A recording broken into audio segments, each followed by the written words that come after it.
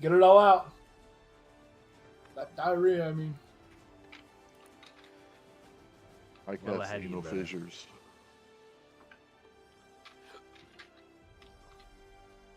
Oh my gosh, how's everybody doing today? Welcome to Wildmount, guys. Welcome. Isaac's wearing a hat. Isaac's wearing a hat. Well income. True.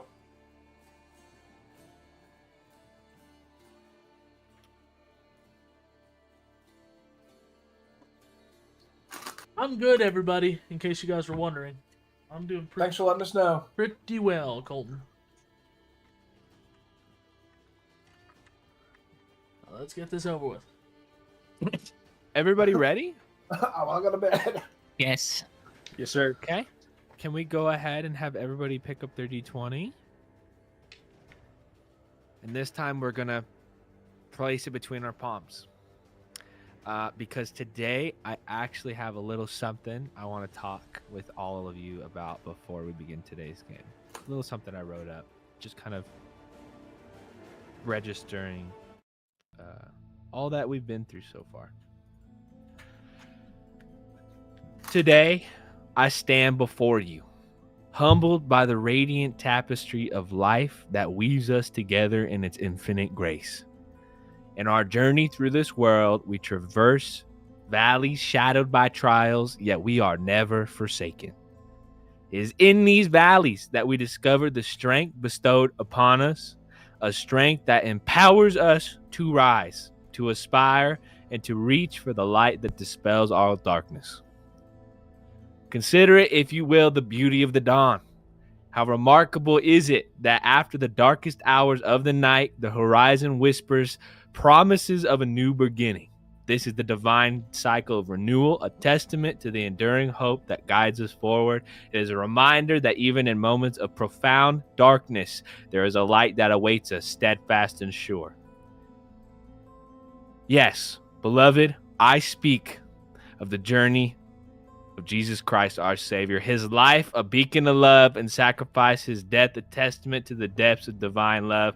But the story does not end at the cross, for the cross is the threshold to the greatest miracle of all, his resurrection. As we leave this place today, let us carry the light of Easter in our hearts. Let us spread its hope to every corner of our lives, illuminating its path for ourselves and for others as we walk from shadows to sunrise together in his eternal grace. Amen. That was beautiful. Amen. I didn't realize you were praying. Thank you for that, Colin. That's beautiful. You wrote that?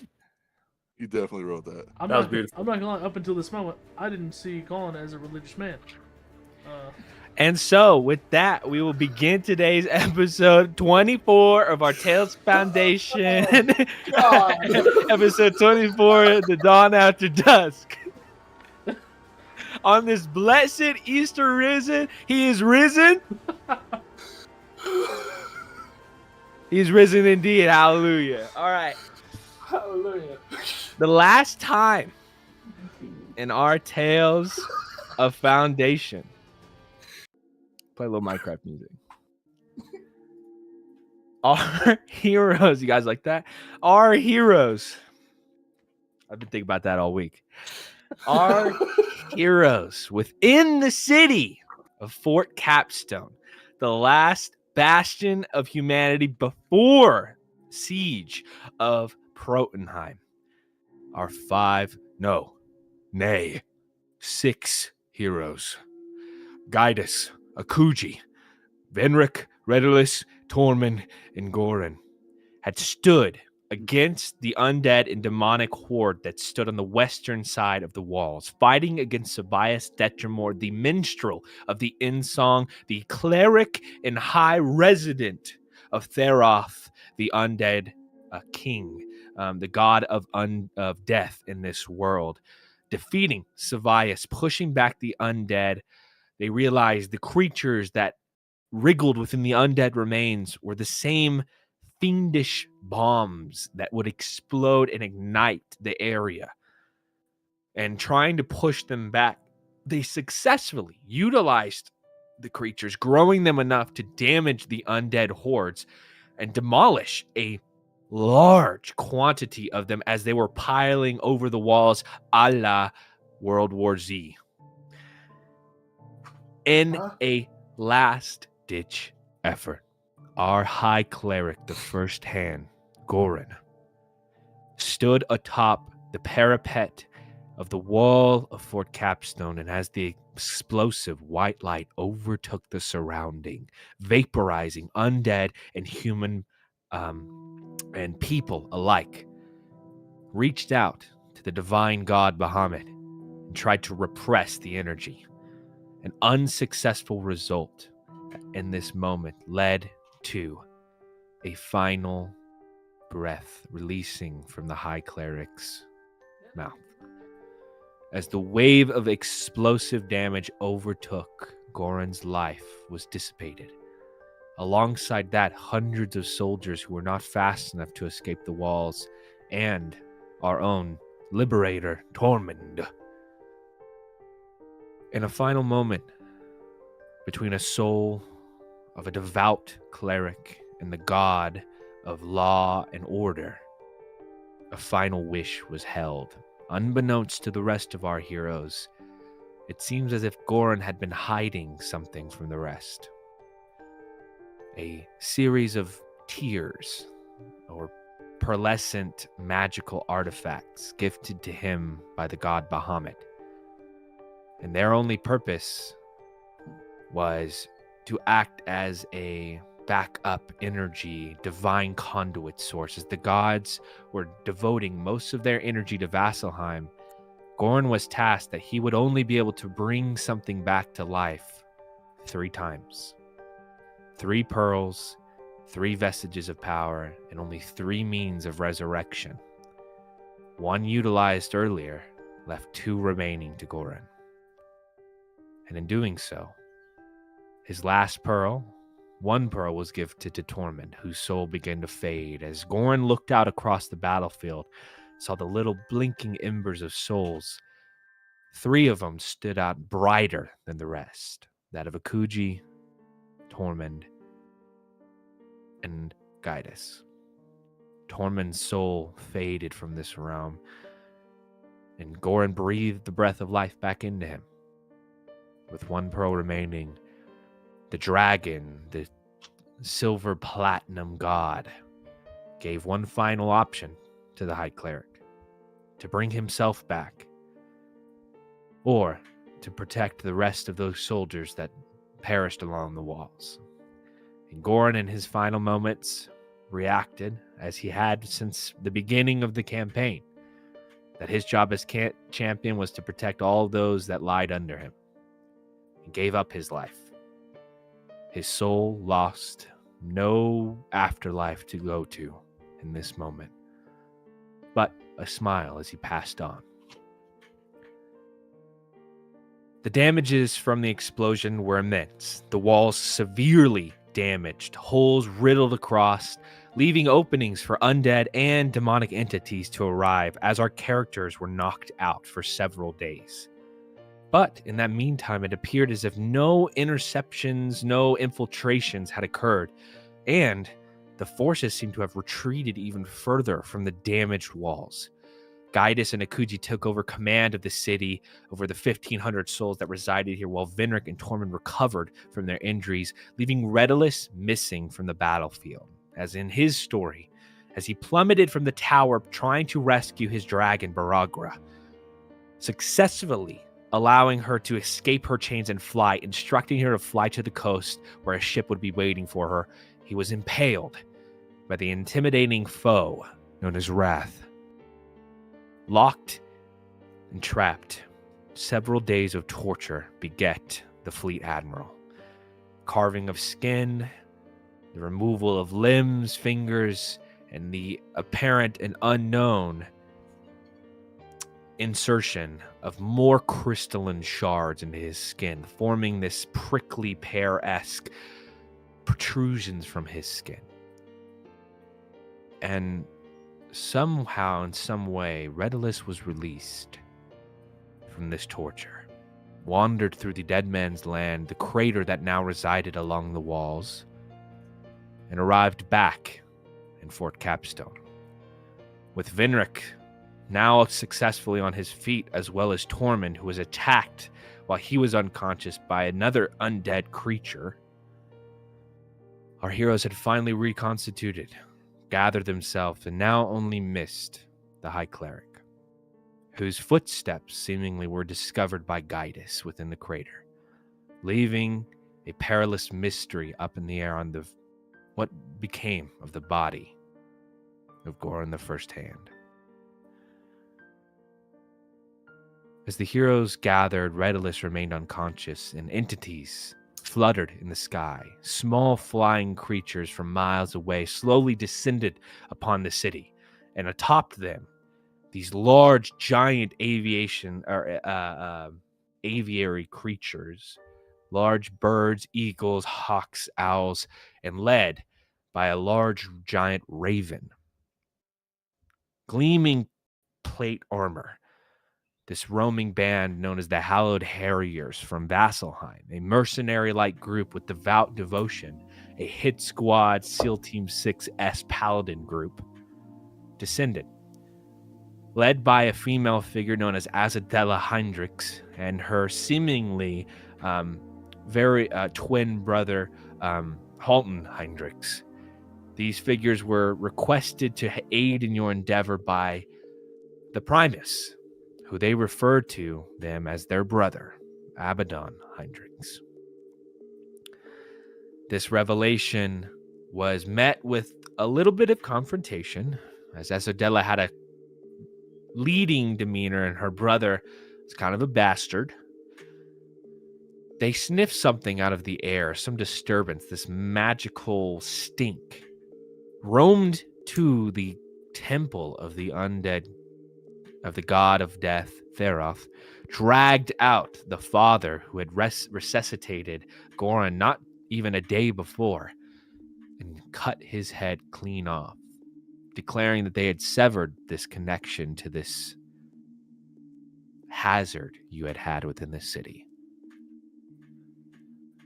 As that revelation of the head rolling on the ground stops, and it rests within the nice, bright morning sky, we pick up right there within the central square of Fort Capstone. Our heroes, Gaius, Akuji, Tormund, and Vinric, within the center square, have just seen these paladins sever the head of a religious leader here, as creepy as they are. Heroes, what would you like to do?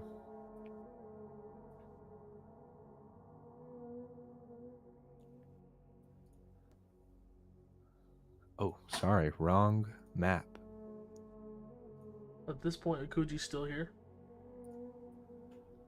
Oh, that's so right. I almost forgot one of the biggest parts of that.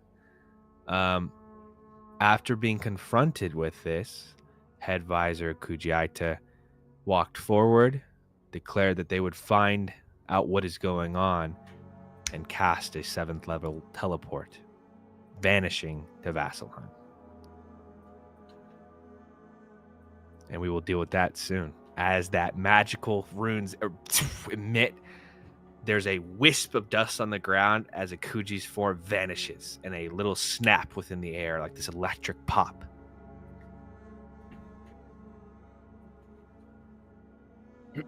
Where did he just go? Yeah, he didn't announce to us, did he? Nope, he just disappeared. Akuji, can you roll me a D100? He Isn't it dies. guaranteed? He dies on the way. Isn't it guaranteed? It's not guaranteed, but you're very familiar, because you don't have a home here anymore. Okay.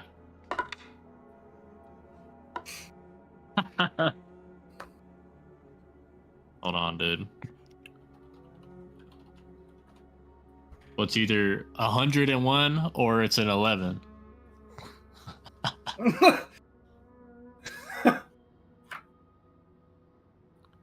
Okay. A 1-0, then a 1. Yeah, 101, I think. Yeah. That makes sense. That makes sense. Akuji disappears. Asadella stands there with her hand across her brother's chest, whose long sword is dripping in blood as he slowly starts to wipe it down. I'm surprised you haven't found him earlier. Messy work. Sheathed his sword. I can't remember if I had said anything to him before, but Venric would definitely step forward and say, "You have told us who you are, where you come from. That does not grant you the immediate ability to decapitate anyone within these walls. Good or bad, that is for us to decide."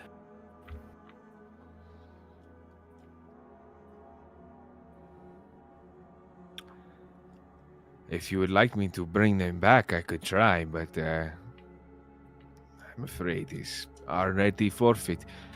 You would like to arrest me? Go ahead. I would like a few days off. The deed is done.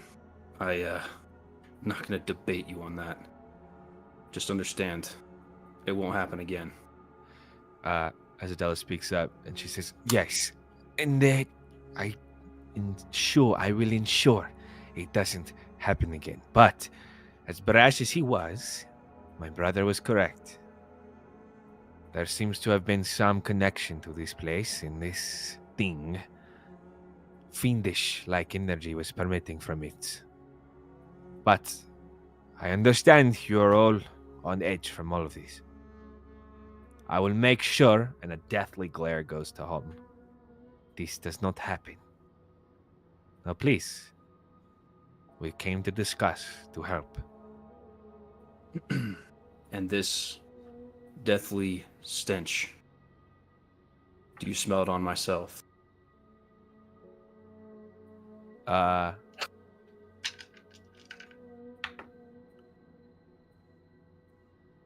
There is a moment where you see there's a little almost gust that kind of floats her hair back slightly. Yes. Something similar. So are you too? Not the source, though. And the source was coming from him? In a way. A conduit. You are more of a chalice. A goblet. And will your brother try to decapitate me as well? She looks over and he just kind of shrugs his shoulders. Tormund's gonna speak up and say, "I'd like to see him try."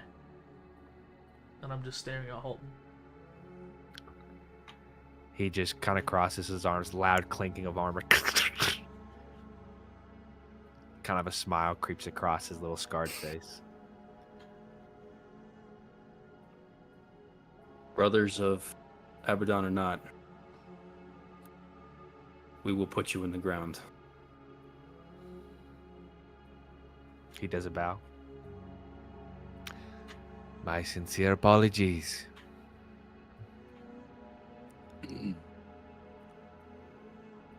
Azadella clears her throat. Houghton, why don't you and make sure the other harriers find places to roost? Send out patrols. I will discuss with the champions here what our plan is. He nods his head, walks past. He locks eyes as he walks past you, Tormund. And then just kind of knocks his chin, does a little laugh, and walks past. I slice his fucking head off. My swing.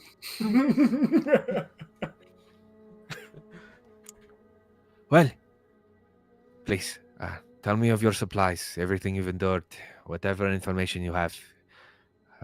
We're here to utilize. A great price has been spent, so we are yours to command till the time being. I guess we should go inside and discuss the last couple of days then. Okay. three of you head to the tent. She sits down, and you all just kind of begin to discuss. Well, what do you tell her? Is there anything we should leave out, boys?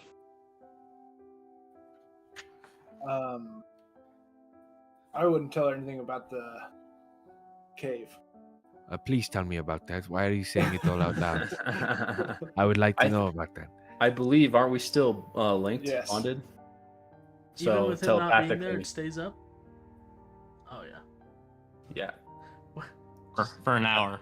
telepathically, that's what I relayed. Just like anything to leave out. So I agree.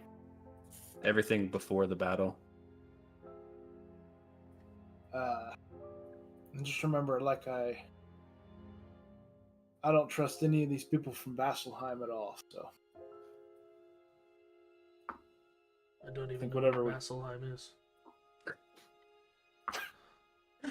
so maybe we can tell her everything, but no defining details. But maybe nothing about the cave, Okay. the battle we had, and everything. People we lost, what we have remaining. Definitely the fact that the dead are seem to be coming back in weird ways. Yeah, the explosion. Yeah, People that should be dead aren't. I agree. You begin to relay all that to her. She describes what she said last time of their flight, how they had an arcanist teleport them and their group. It took a couple tries to get, and they were about a few days out. Their flight intersected them with the large warpath of demons that led to the coast.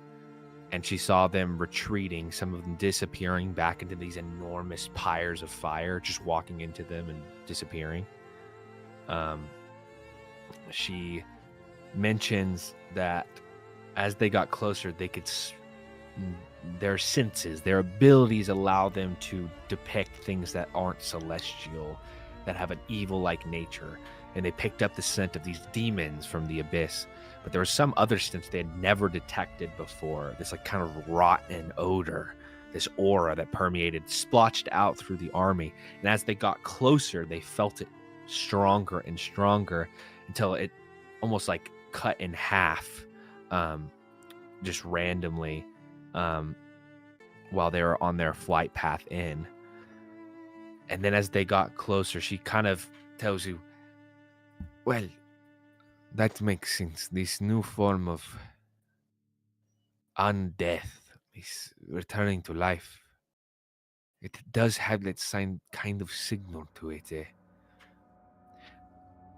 You said you struck down this individual, this Sevius Lettermore. I'm familiar with the family name. They've been under the god of death for some time, closely connected. I don't know what this magic of this in-song is, but from this aura I detected, it was created and channeled by this Lettermore, but then something else had to maintain it within the city. I believe that is what this cleric of that temple was. Some sort of extender. Easily to ignore or, not realize because it was faint. They were merely holding on to a severe connection of divinity. If you had any clerics of profound nature, they should have been able to detect it, honestly. It reeked this entire city, did. Yeah. Very potent.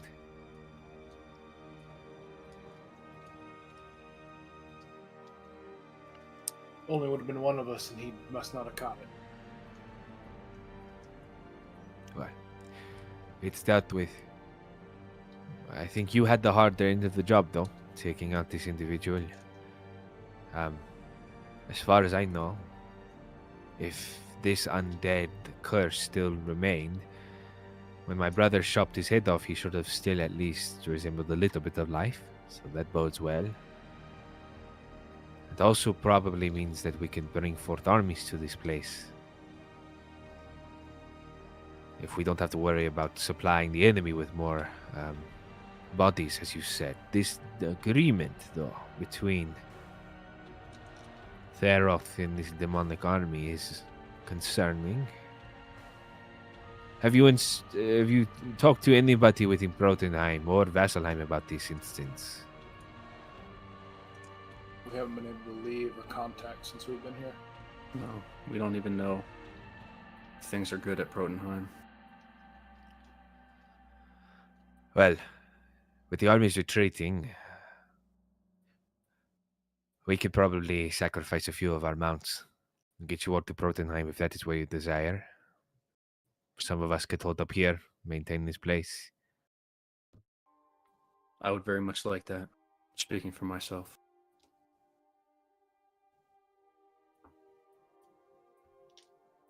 Okay.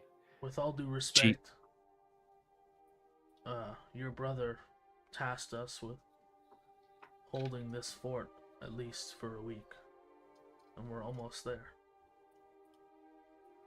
So me personally, I wouldn't want to leave before we've achieved that. Of course.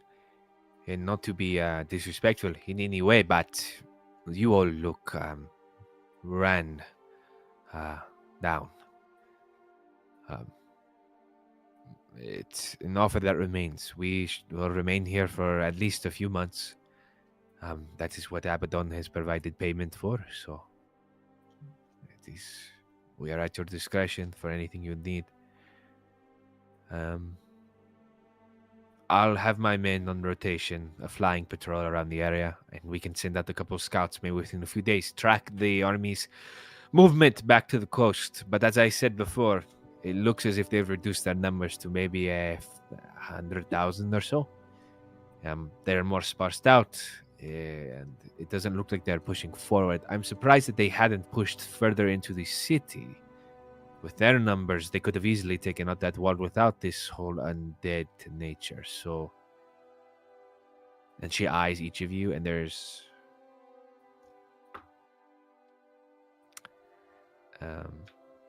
like this weird eye movement as she moves across all of you. So, nevertheless, grateful for the gods' blessings that this place is preserved. Anything you desire of me at this time?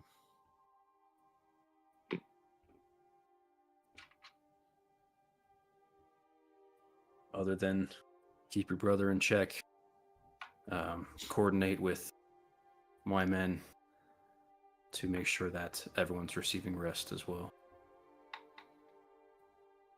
I can guarantee the second one. Also, And I'll do my best on the first. maybe if you have any particularly skilled healers, a fellow champion of ours, Redulus, may need some extra healing. We are all graced by multiple facets of healing. I'll send my best. I'm sorry to hear about the Fleet Admiral. I hear he's a great man. I can't help but notice that there are only 4 champions here. Is the High Cleric tied up in Protenheim?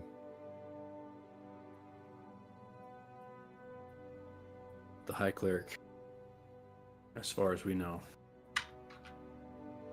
did not make the battle. I understand. I had the privilege of fighting alongside him at the walls of Vasselheim in the 10-day war. Strong man. A beast. My deepest condolences. I'll see to the men right away. Let me know when you would like us to send you back to Protenheim. She stands up. Her armor clinks and clatters around, and she departs the tent swiftly. Her golden blonde hair tied up, flowing behind her. The tent flap shuts. Bitch. I'm gonna turn towards the rest of us in the tent, and I meant what I said. I believe it is now my duty to return to Protenheim. I fear for its safety. I understand wanting to stay the week, but I've not been able to get it out of my head. My duties are in Protenheim. I believe this fort is safe enough for now, as safe as it can be. Colin, the Primus told us to hold for a week. Did he mean like 7 days or 5 days, like a work week? 7 40 days. hour, 60 7 hour full week? days. Right. And that was okay. So yeah, for 7 days, because they heard that like 500,000 demons were approaching the city, and hordes of undead. Circumstances have changed, right, since then. So he was like, give me at least 7 days so I can try to get the city to protect itself. Because he was kind of like, if Capstone falls, which it probably will, then maybe the city will be ready. But a lot has changed between then and this conversation. Guys, what do you think?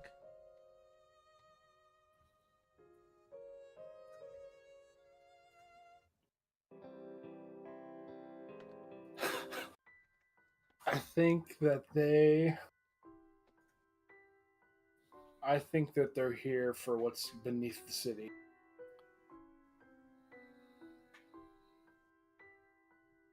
I don't The demons or the Harriers?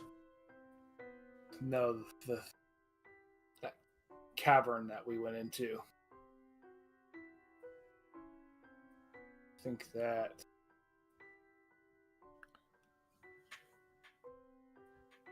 like I said to you earlier, I don't trust them. There's been whispers of weird things that happened in Vasselheim and information that they hide. And I think that they might be here to acquire whatever's down there because gods are scared of it. And they're sending them to come take care of it and not us, and I don't know why. The timing of them arriving to help seems kind of convenient. After the battle is done, after we lost lost the walls of the fort, now they want to allow us to go home, and they can take care of the rest. And they say the army is retreating, which is, I mean, even more odd, and it just gets weirder and weirder.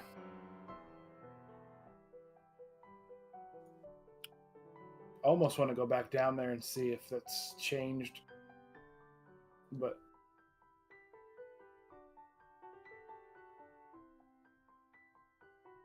also, where did Akuji go?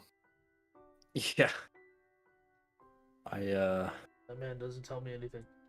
I wish he communicated with us more, for sure. Can he hear us in the telepathic Yeah, that's what I was gonna say. Hey, Akuji, where are you off to?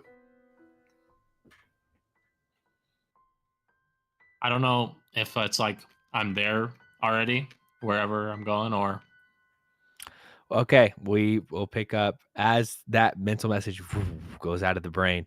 Akuji, where specifically within Vasselheim are you teleporting to? Quantrill and Quorum. Okay, the Ivory Tower. You feel the arcane surge envelop you, and you feel your body being dragged in multitudes of ways.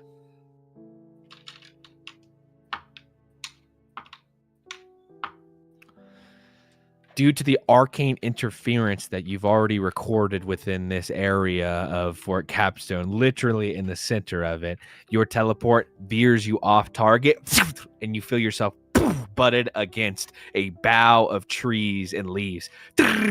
As the arcane energy begins to pull you apart, you try to reorientate the runes and cast a spell once again. Roll me a D100. This dude's a head visor. Teleporting is difficult work. 58. 58. That's And with gets me. that, That has to get me. as you reorient the spell, you become on target. You land successfully back in the middle of the Ivory Tower Square, right outside its courtyard. There's beautiful cherry blossom trees, huge evergreen bushes, flowing fountains there. There is a scent in the air, though, of like ash. And then as you stop, almost like there was an air current around you, the rain begins to fall down again. Curtains and sheets of it. You are soaked almost immediately, and a loud, resounding bead of lightning and thunder crashes overhead. You feel and hear little bouts of explosions and shouting.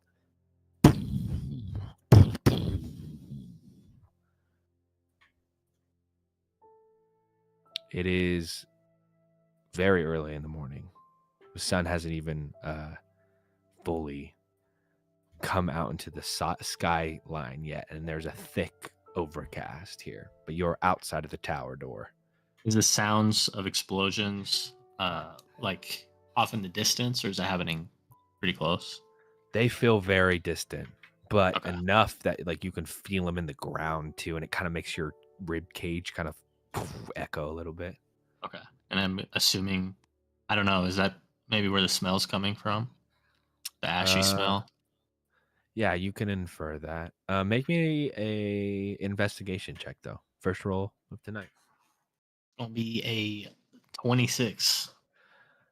The smell of ash coating the air is kind of muddled with the scent of rain, and you sense that as like normal fire.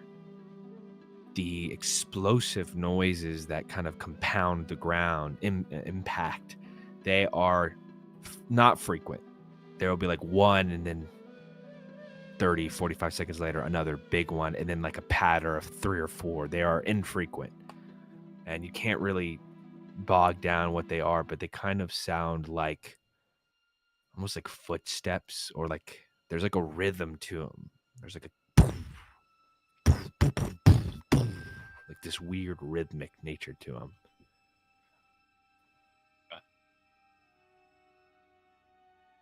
Like a song, kind of? More like a pattern. Yeah, there's kind of a musical Okay. nature, Alright. but there's more of a pattern to it. Okay.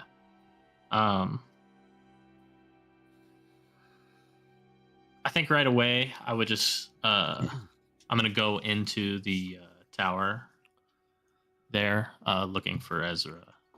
You walk towards the door and you immediately reach for the lock, and you see the arcane ruins, which you know exist there. There are these arcane locks. They light up on the door, asking for a runic input to be let in. Do I know the input? You remember the one from when you were there. All right, I would do it and enter. You input it, and you see all the glyphs like get really spiky, and then they reform, indicating that the password has changed.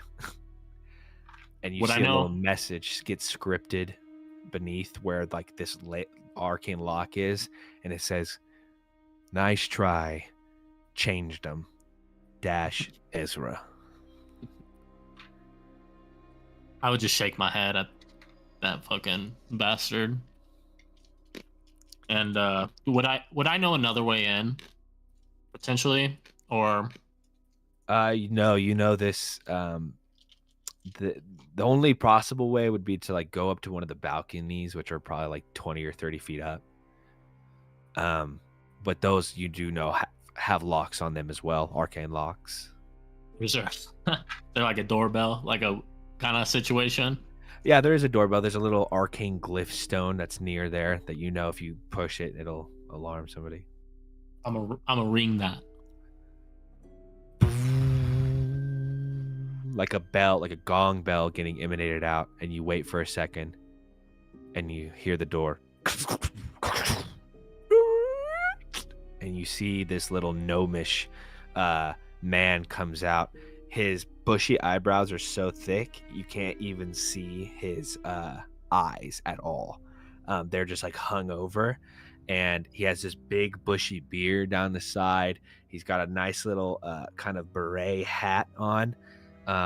He looks young. He's got these dimpled cheeks, and he's wearing this set of scholarly robes down the side. You immediately recognize him as his voice perks up. Well, look who it is. Look what kind of trashy, what do you want? What do you want here? You recognize this immediately as Ezra. Okay. I'm just gonna look at him. He's about 1.5 feet tall. All right. I'll look down on him. Like, he looks drastically, like, just like, does he look worn, or does he look like he just grows he looks hair out? great. He looks Okay. great. He's always don't looked like recognize him. that. He looks pretty young. He's not like an old gnome, but he just has this crazy, like, bushy black eyebrows and this beard that comes down. It's kind of got that handlebar mustache too. His eyebrows hang so far over, he just looks like he's squinting and scowling all the time. You've never seen his eyes. I'll just look at him. Ezra, I see you finally changed the password. Good on you. Well, somebody had to do something after you infiltrated here last time. Yes. Enough bullshit. What are you doing here?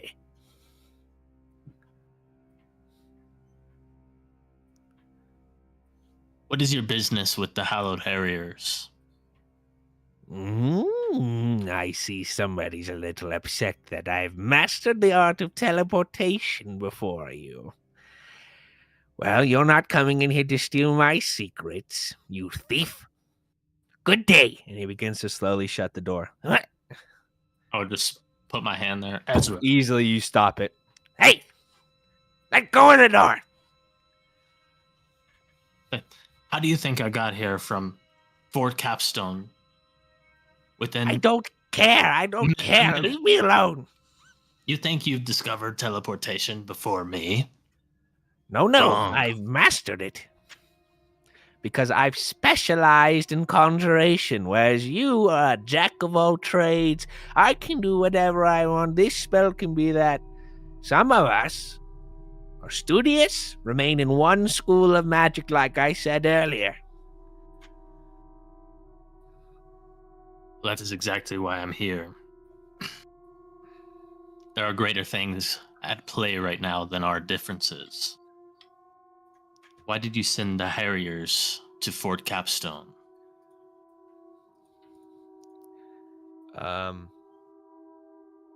As you're saying that, a look goes over his eyes, and he says, "Listen, I'm tired of spilling secrets to your mismatched band of idiotic." And as he's saying that, a large hand grabs the door. This big, brutish creature stumbles forth, bright, like ash white skin, kind of like Kratos-esque skin, bald head. He's got these tattoos that just look like the football linings under the eye, and then they turn into these runic ones down the side.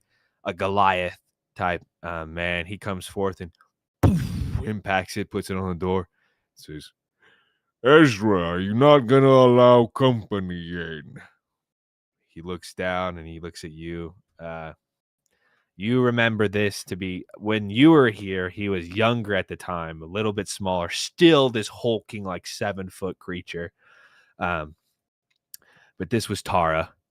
Taro.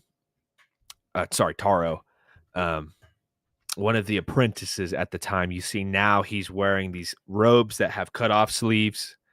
And he appears to have gained a further development past apprentice. And he looks down and says, he picks up Ezra, scoops him up under his arms, and says, "Please come on in. It's good to see you. Don't mind him. Come on, Ezra." And he scoops him and takes him inside, waves his hand, and the arcane locks dissipate from the door, and they swing open. Ezra's just screaming, let me go, you big brute.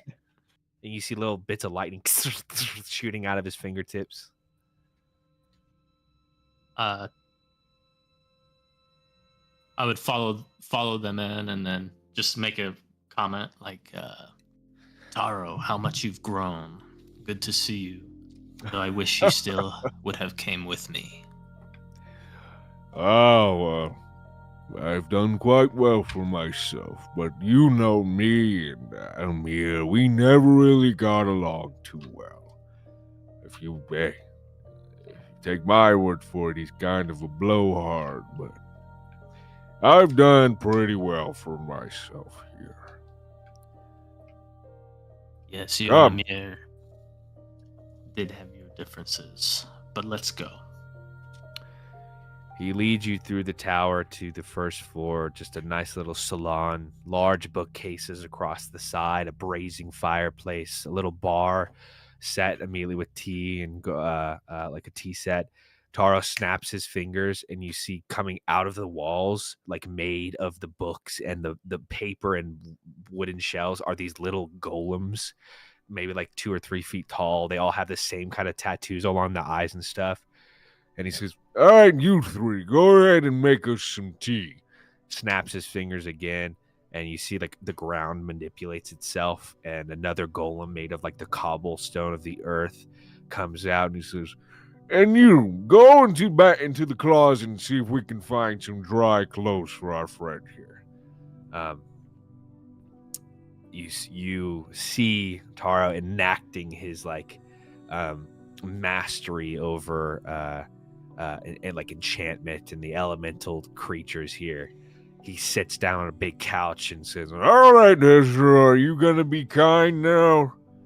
And Ezra's just like, his mouth's covered. Taros puts him on the couch. "All right, so Kuji, what brings you to the Contrivan Quarrel?"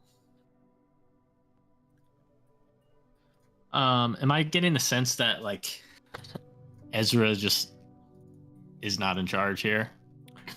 Roll me an insight check.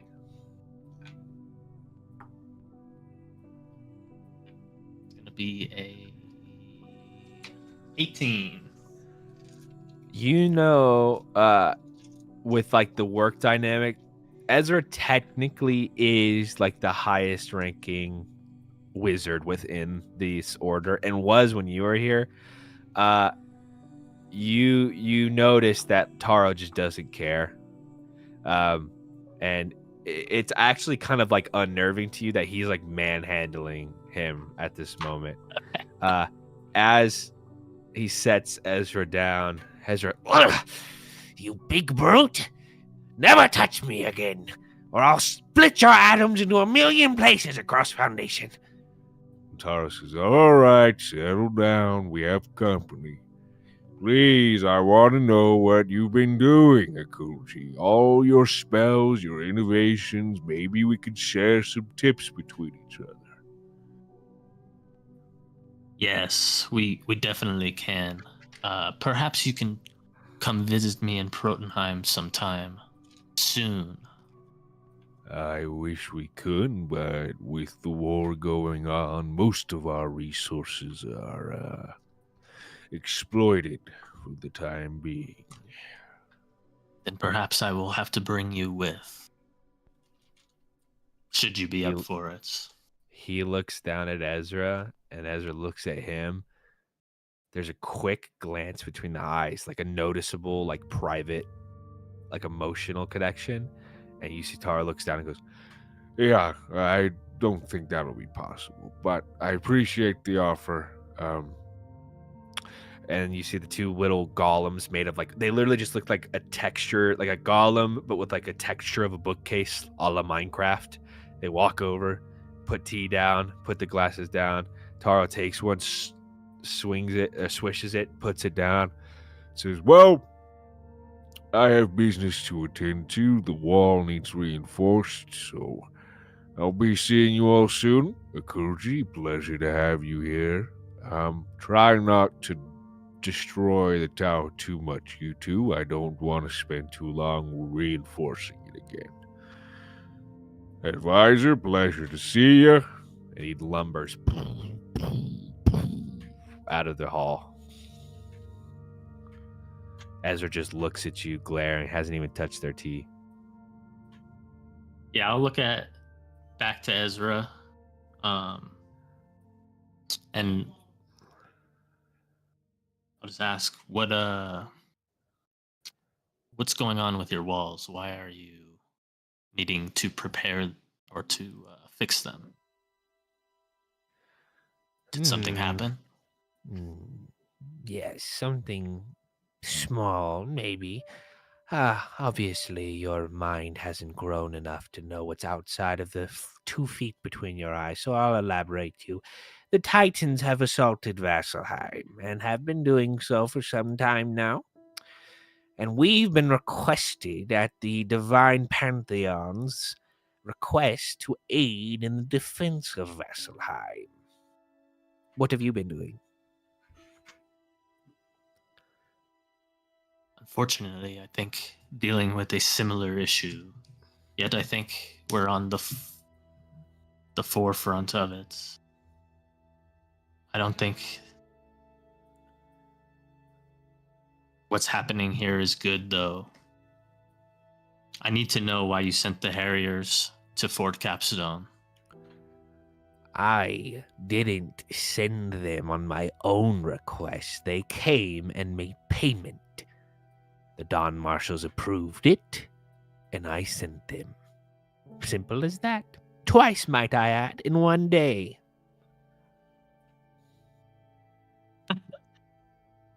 I'll look at him like, you did 2 teleports in one day? Yes, simple work for me. It's just a simple matter of establishing an arcane connection to the ley lines across the foundation and then aligning a geomantic code. And he goes on and starts rambling about the spellcraft. And simple as that. I'm able to send up to 7 others across the continent anywhere I decide. And I believe I did so perfectly. I believe they landed there a few days ago, directly on top of Capstone. A few days, huh? Yes. Why? Oh shit! You said they paid you. Did they mention anything of why they needed to go there?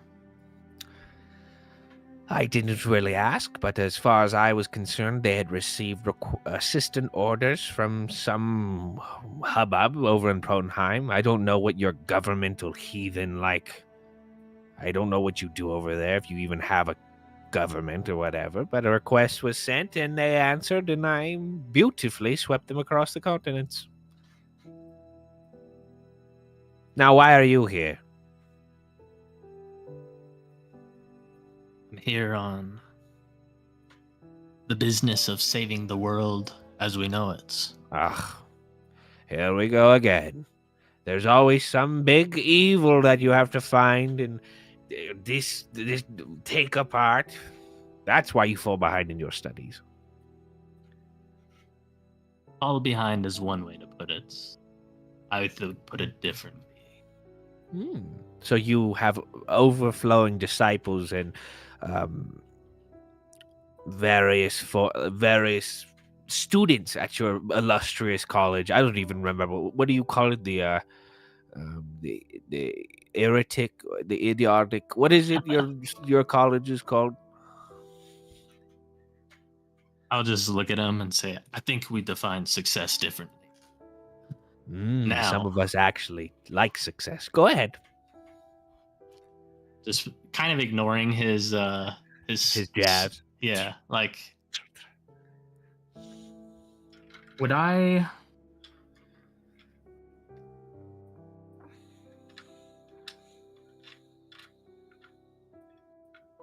be able to just like,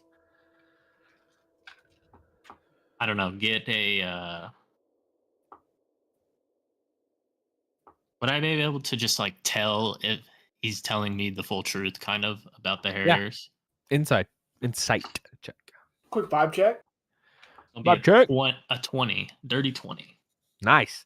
19. You can I rolled you a can 19. tell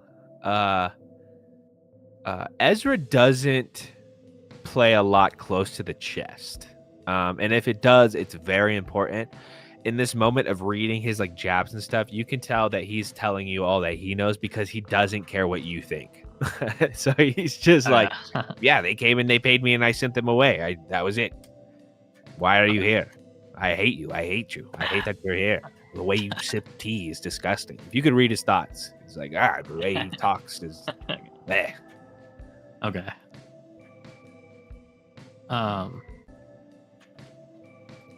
The last thing that I'll ask is, I'll just say, Ezra, how much did they pay you? For the materials and for the transportation of them and their creatures. Sum of 25,000 gold pieces equivalent for the first group and second group, so 50,000 total. And how much? But you know, they're all tied to the Heinrichses and their money. I'm sure that was a drop in the bucket. Runs deep. Yes. There is a brief instance of you both like acknowledging a little bit of disdain for the Heinrichses. Okay.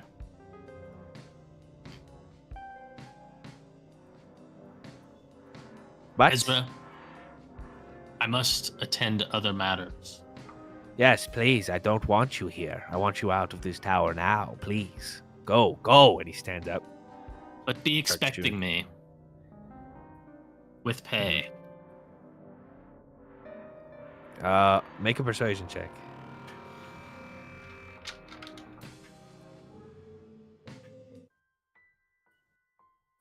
It'll be 11.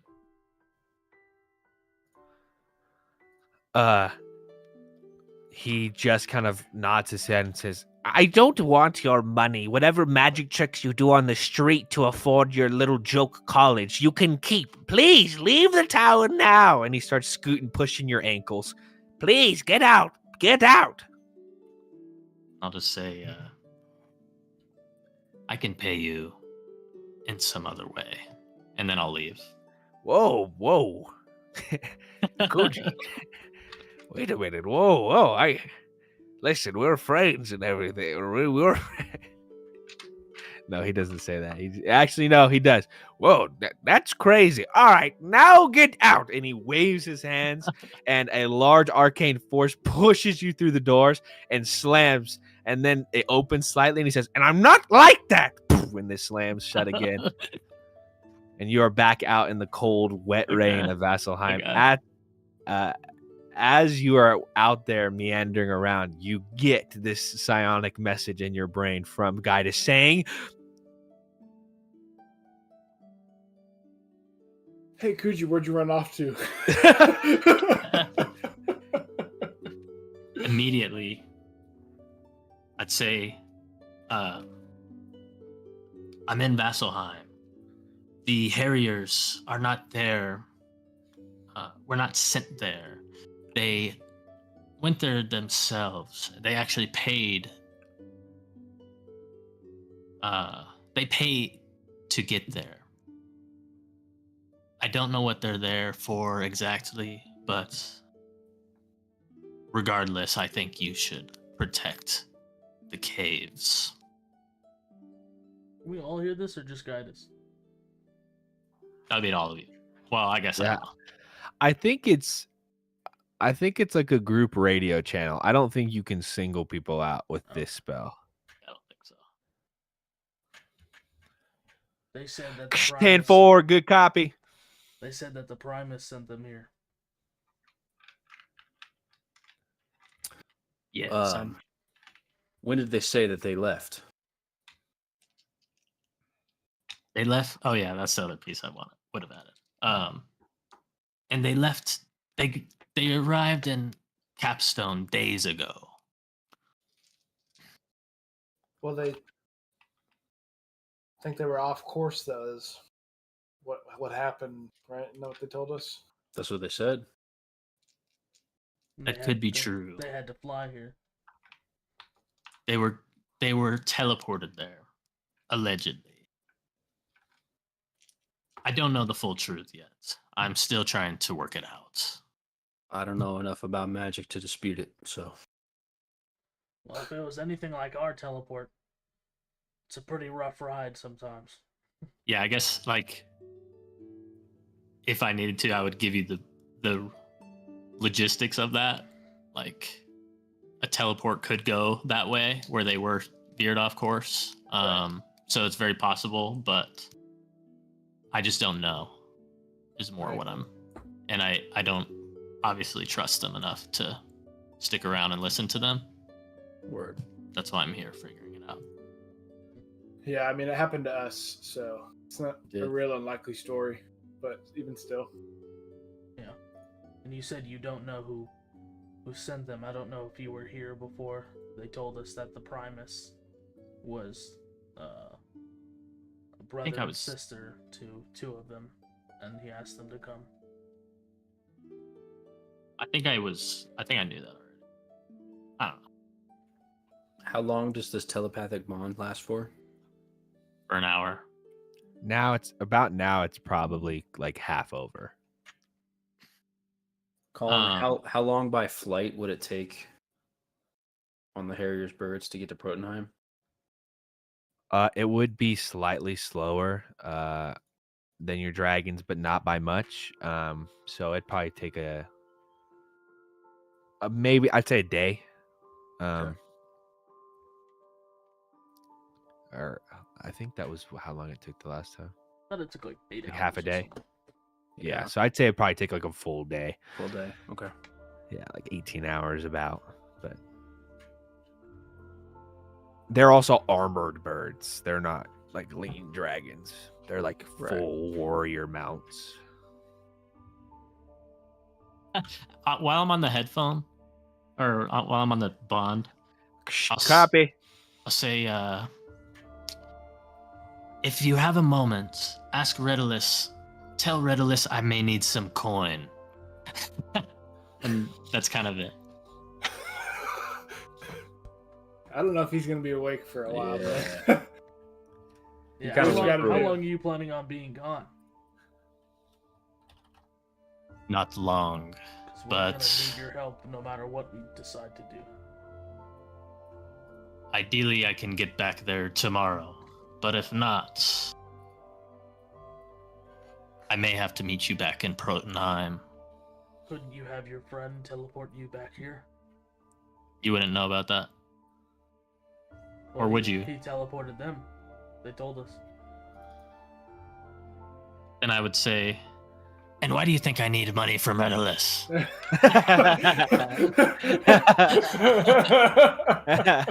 My bad. Touchy subject.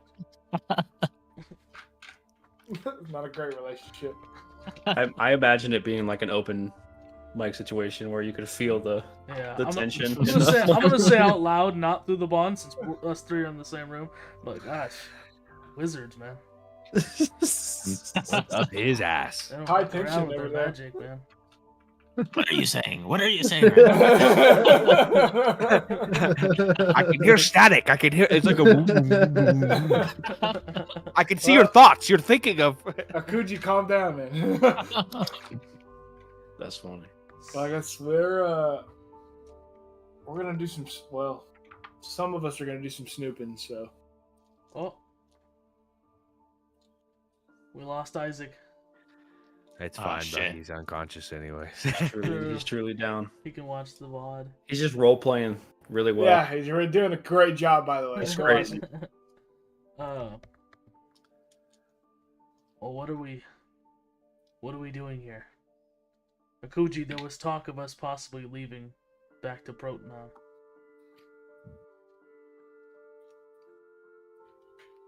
Please let me know if you decide to do that. There's a good chance we could, so the faster you could get back here, the better. I will be back. Expect me in the morning. What time is it in the day, by the way, Colin? It's still pretty Morning. early. Literally like right after dawn. Damn! Yeah. Well, how about Kuji? You go to sleep now. Because the bond only lasts so long, I'll say to everybody involved here, regardless of what you boys decide, I think I'm leaving today. I think you'll be able to hold the fort, protect the caves, do whatever you need to do. But I truly believe my place is not here.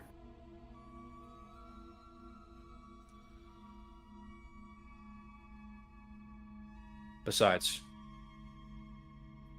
when I get back to Protonheim, I'll be able to talk to the Primus. Solve at least one of our mysteries. Maybe get some intel on what the Harriers are actually doing here, and if the command was sent by him.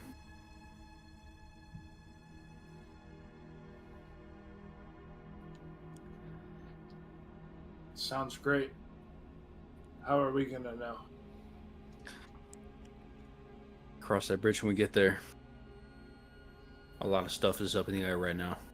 You would go to Protonheim and leave us?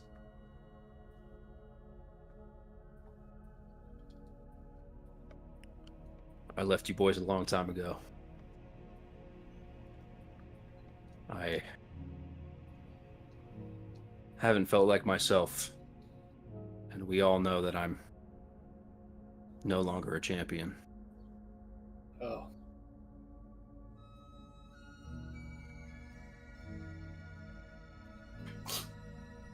So we're really gonna leave these people to die without us?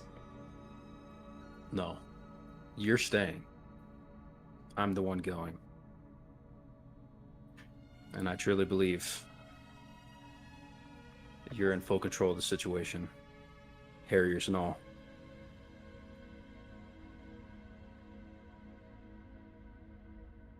The DM just left. What do we do? Keep role playing. Oh my god, everyone panic.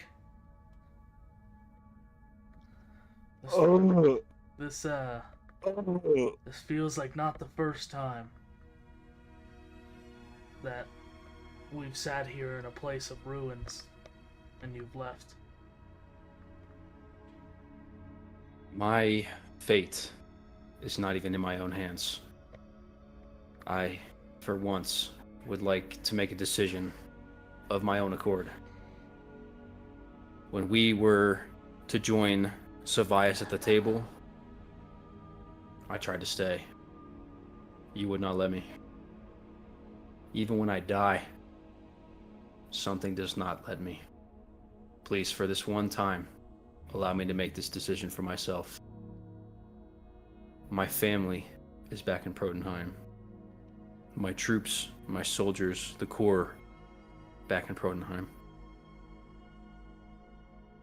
Something is calling me there. Even if it's the wrong decision, allow me to make this for myself, please.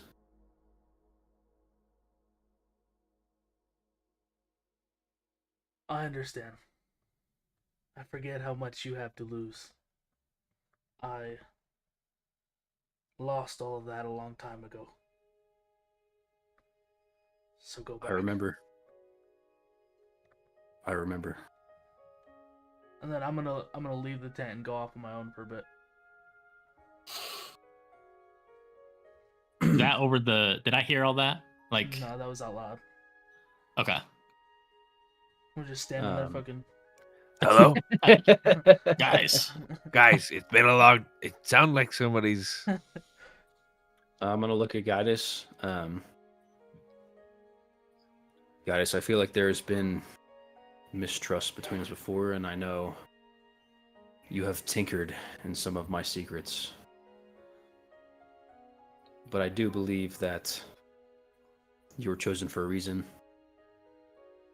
And I do believe that whatever you guys meddled with down in the caves is worth protecting.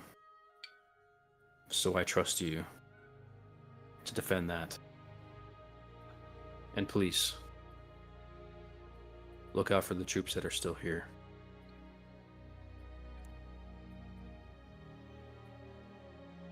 I will. Oh no, he's a robot. You're a robot. Me? Yeah, Is it better? We're falling apart. yeah. Everything's fucking. Oh, you're back. Oh, am I back? You're back.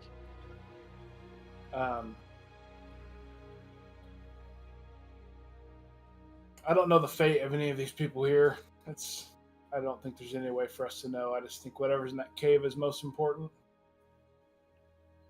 Kind of look around the tent for a second. Nobody else is in here, right? It's just me and him. Correct. And the two guards that stand outside the flaps, but they're like 15 feet away, 20 feet away. I'll kind of get a little bit closer to him, and I'm going to say quietly,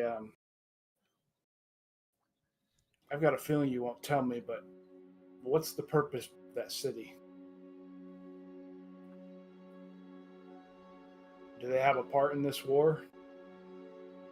Or will they be forgotten like nobody even knew who they were?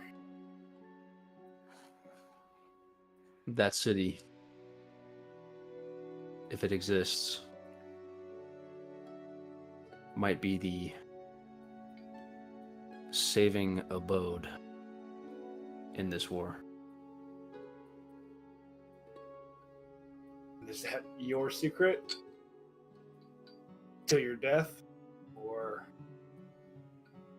will anybody know? I'm a soldier, not a spy. Keeping secrets is not my forte. And all secrets come to light at some point. It is not my decision to make.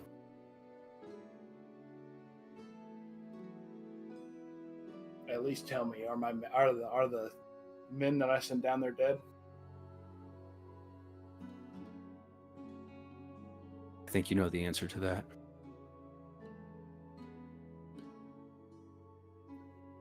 I'll just shake my head and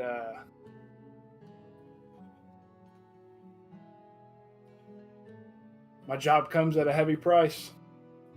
Good luck in Protenheim, and I'll walk out of the tent. I'll just kind of stand there for a second, shake my head, and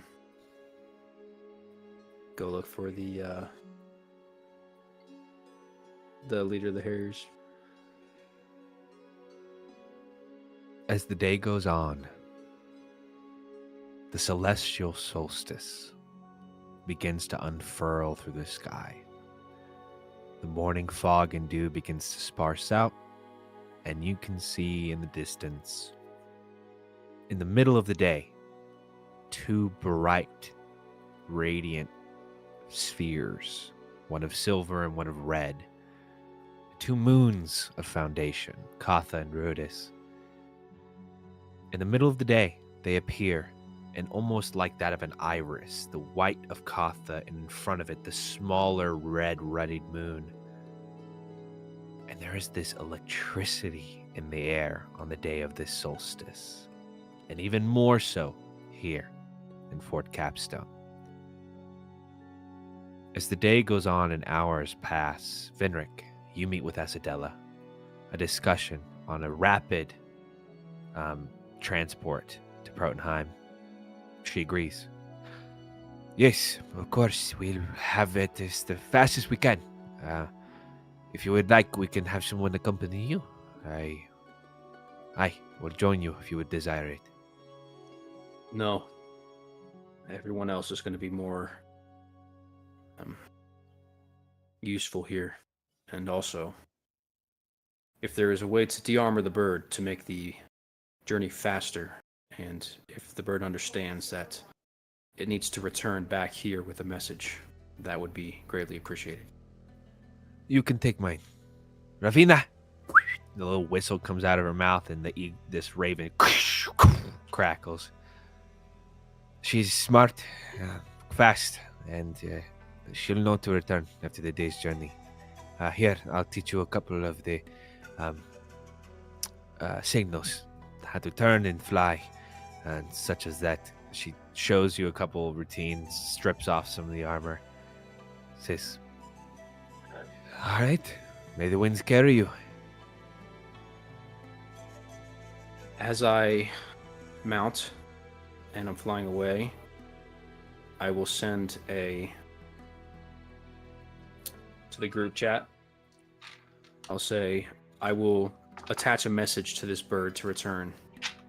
Try to intercept it before it gets to anybody else. Do you gather all of your equipment too? I believe all I have is my armor, the borrowed armor, and the borrowed axe. Okay. I don't know if I have any other possessions. Okay. Yeah.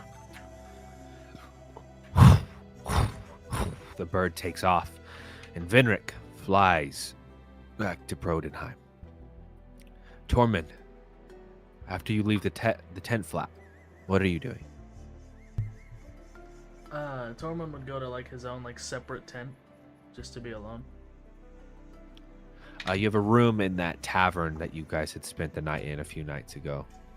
Okay, that works. Just somewhere secluded and alone. And The door opens and you see the dark, dusted room, and you see in the corner where you had put it up from when you had noticed it falling the night before, the broken but full like metal iron shaft of Venric's old axe. That kind of almost faint green iron shaft that sits in the corner as you enter into the room. you said it's like leaned up against the wall, kind of thing. Yeah, because after they had went to the caves and you had all met before the meeting with Savias, the final one, you had walked past his room and you had heard it clatter to the ground. And you had taken it and put it in your room, and it remains there now. Okay.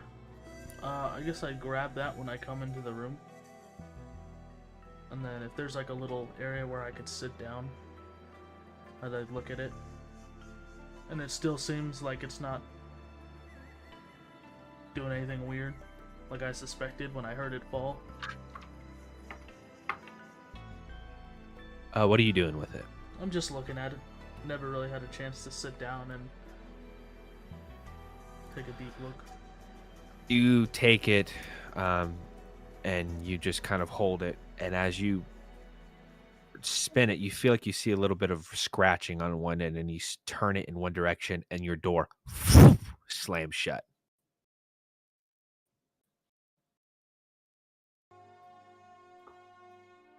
The fuck?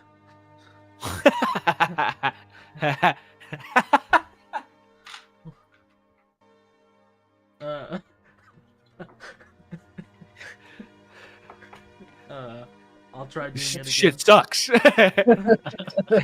I'll try doing it again, maybe the opposite direction. You move it across, and you see on your table, your little night table, a little candle holder holding little half-burnt candle falls off to the ground, and the window opens up.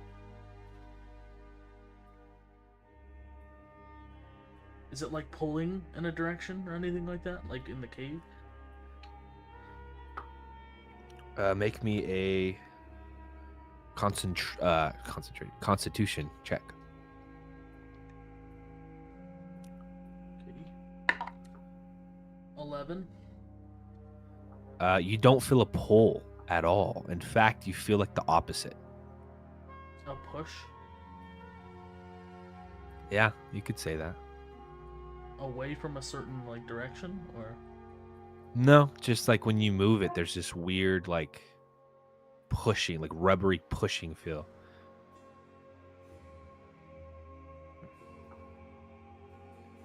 I guess I'd just say to Benric, after he sent us that message of it, hey, your staff thing that used to be your axe is acting kind of weird. I still have it. And I don't know how to describe it other than, like, I can push stuff around without touching it. And the psychic connection ends. Fuck! Yeah, I was gonna say Yeah, as at a that tear time. as a tear rolls down Venric's cheek as he's flying away, he wasn't gonna respond. Benric? The fuck? Benric? That's fucking rude. Benric? After a couple minutes of doing that, and I realized he's not gonna respond, I would put it down kind of near where I was sitting, like to where I could see it, like in my view. And then I'd take off like my plate armor off my chest, and I'd begin to, I'd pull out or find like a small knife. Yeah. And I'd pull down my shirt right here on the chest to reveal like 3 separate scars, just individual lines. And then I'd add another, carving it into my skin.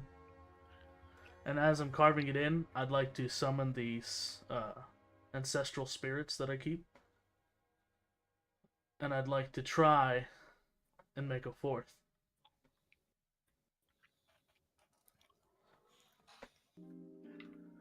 Roll me a Constitution check. That's just like my stat at the top, right? Yep. Okay. A 21. You carve this in, and as you do, you feel this influx of energy rapidly encroaching in your body. Some connection begins to form, and you feel a wispy glint of energy begin to form behind you. What does this 4th shape look like? I say it's a fairly tall being. It has scales all over its body. Armor. It resembles Gorn pretty 1-to-1. The muddied features, the eyes, the smile, the facial features are not as refined, but the undeniable snout and curled kind of scaly dreads and the horn of the first hand and the kind of beer belly figure. A warm, reminiscent feeling comes over you. After that, I'd like to find like a piece of paper and find like a quill and some ink and try to write and kind of look at the ancestral guardian of Gordon and say, I'll try to pick up on the few things you taught me and try to teach myself to write. Aww. And that's all I'd like to do. As you go through scrawling on the paper, you struggle for a while. Roll me an intelligence check with disadvantage.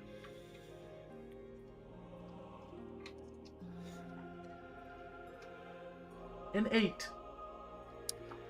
You are having a hard time writing on these, and like you're just like start drawing shapes and stuff, and there's like a couple of like the battle that goes on. There's like one with like you and Venric, but you're like hugging. There's like another one with you like fighting each other, shirts off, pants off. No, I'm just kidding. Like you start to draw and try to figure out what these squiggle lines make, and then you finish and try to put the quill down, it has like a little metal ring around the base of it, so that it doesn't fall fully in the ink. And as you try to put the quill down, it remains stuck to your hand. I try to pull it off. Make a strength check. I'd like to rage. No, I'm just kidding. Letters! Get off of me! 15. 15. You pull it, thunk, and it goes back to your hand. Pull it again, thunk, and it comes unattached. And you can feel it like getting drawn. And you have to like put it out to the side and then put it on the table. And even then, because it's a ring, you can see it as you set it on the desk, it starts like rolling towards your hand. I'm gonna try like releasing the shield. Have it start floating. As you do that, the pens, the ink, the quill stops in its place. What the fuck is going on? I'm gonna pick up the pen again. Does it still like stick to my hand? What hand do you pick it up with? The same one I was writing with. Is your shield still going? Mm-hmm. You pick it up. It's fine. I'll put the shield back on my arm. As it comes to your hand, the quill gets stuck once again. What the fuck is going on? You get frustrated, and as you're moving your hand around, the windows that had been blown over, opened by the staff seemingly, shut.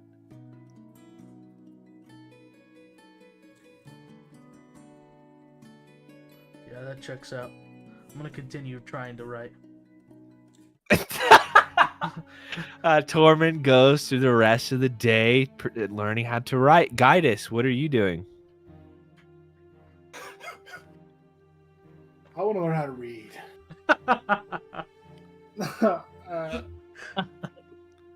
So I guess I want to learn how to hopscotch. Yeah, sounds like a good day to learn.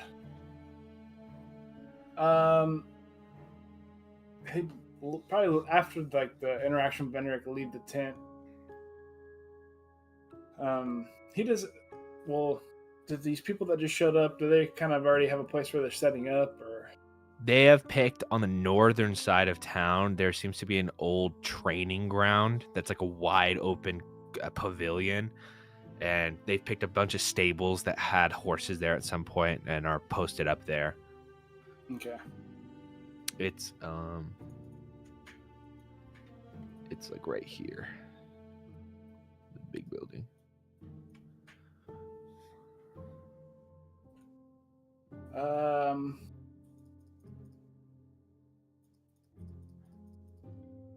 I think he would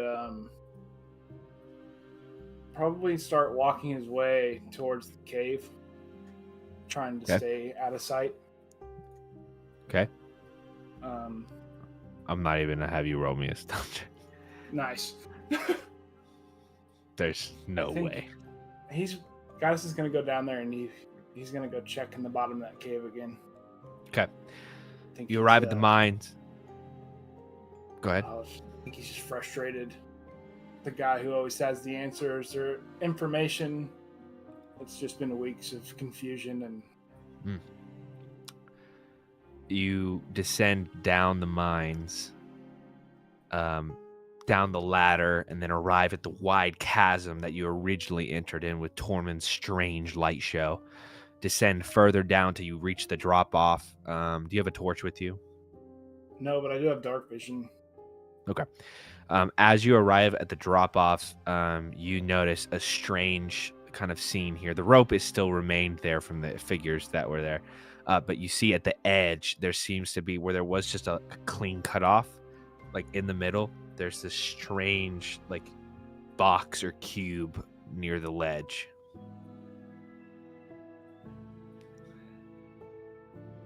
Is it his little friend, his little buddy that he found? As you approach closer, the object seems to be like a 6-inch by 6-inch cube with kind of rounded off edges, a little kind of roughly cut. It looks to be some sort of gemstone type thing, and it's just sitting it's just like rested right on the lip of the drop off. Well, actually, as I approached the cavern, first thing that I was thinking I wanted to do was I wanted to see if I heard anything echoing. I mean, any kind of noises that's coming from down below. Make me a perception check. Ooh, 18 plus something. 6. Minus 6. 24. 24. You actually do hear something. As you descend further to the caves, this is probably maybe like 200, 300 feet away from the drop-off ledge. You start to hear this weird, like, chiming effect. Kind of like when you run your hand through a wind chime, but very faint and not nearly as piercing. And it just kind of comes every so often, like a shing. And then like another minute, and then shing. It's very faint, though. I forget, did we leave the ladder or the rope down, or do I need to push it down? You get there and you see the rope is completely coiled up. Okay, that's fine. I don't want to just push it all off. I want to unwind it all because I don't want it to make noise. You slowly begin to do that. You see the little cube glows for a second, and you see a little arm come out, and then it kind of turns a little bit, looks over, and then collapses back into a perfect cube. I'm going to look at it, and I'm just going to say, this is your only free ride down. As you descend the rope, the cube makes no movement. You finally, after like 5 minutes or so, get to the last straight, and the rope goes taut. Look at it again, and I'll kind of get ready to go down. I'll look at it one more time. Last chance. It doesn't move. All right, I'm going to go down. As soon as you place a hand on the rope and take like a step off the ledge, you hear a little and then you see a little object jump off the side onto your chest. Oh, I thought you were just like, fuck it. Nobody's beating me down. Nah, it kind of like you're like a foot from the lip, and it jumps off. Kind of glowing little luminescent eyes, like a little water bubble of a mouth. And you hear, ooh, ooh. And I'll make my way down. Down the rope. You descend. You eventually land at the bottom, and the little cube-like creature just kind of sits in one of your little, like your coat pockets, and it just has his hands out the side. And it's just glowing, this kind of warmth. Is there any kind of like lights down here at this point? Anything change visually? Or? As you get down here, the room and cavern is lit in purple, like a miasma of light. Like these little strands of purple ribbons, like neon purple ribbons through the air. Every inch of this place is glistening with energy and light. The cracks and rivets on the floor, you see where the ceiling was, you couldn't see before. There are huge crystalline, like quartz, like probably 5 feet in diameter pillars that descend like stalactites from the ceiling, but made of pure crystal. And they are glistening and shimmering. The room is vibrantly lit up. I mean, does anything look new or important now that you can see the whole room? Like it's set up in a weird way or anything? Like, is it new information gathered? Make me an investigation check. I like those. I rolled an 18 and then I rolled a 19. 20. Nope. 32. You notice 2 things. One, your little buddy that's on your jacket now is glowing even brighter than, and it's like pulsing. It's like vroom, vroom, vroom. And the center obelisk there, that like plateau with that weird like basket like thing, and then the huge geocrystal cluster wall behind it, there is another image that is swirling across, and almost looks like these viney tendrils of silver platinum light stretching and spreading out, like almost like a symbiote venom type. Like they'll touch a crystal tip and then like retreat back and then reach out, circle around another crystal, and then retreat back, like almost like a living being of energy. But it looks like physical, like in this room. I'm watching all this happen. Correct. There's no other physical interaction except for the light and energy in this place. I kind of want to make my way around the room, like kind of maybe the outsides of it. I want to know if... I think last time we were here, we heard things moving, but we couldn't see anything. I want to see if... I want to look for tunnels or anything. I want to know if somebody could have gotten in here after or before us. I'll say investigation. I'll follow that up. You circle around the entirety of the room, and you determine that there are no holes, cracks, or other means of entry except for the drop-off that you've come by. And on that 32, you look down at your shirt, and you hear the little creakling of the creature whose arms are kind of battering against its side. You think that sound you heard of things moving was this creature following you and trying to like sneak, like it did, sneak into like somebody's satchel to leave. I see. Okay. And it was just like doing the, like, you would look and then turn around and it would go kung, kung, kung, kung, kung. And then you would look back and it would sit still. And then when you turn around, king, king, king, king, king, king. Well, I guess all that's left is I'll move towards the center of the room.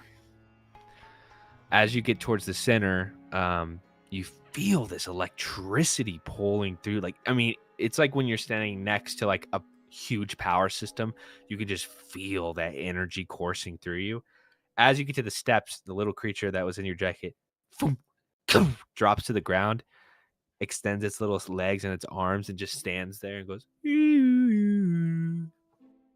glows brightly and looks at the big geode crystal, and like those, it's about like 20-30 feet up in the air, that little ball with these tendrils of silvery light extending out.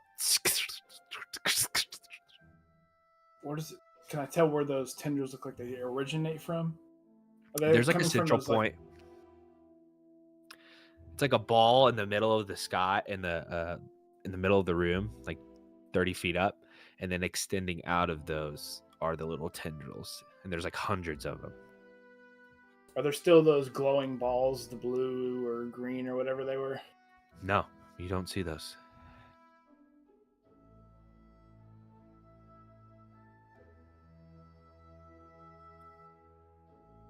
Is that physical? Is the one ball that's in the center, is it reachable? Could I touch it?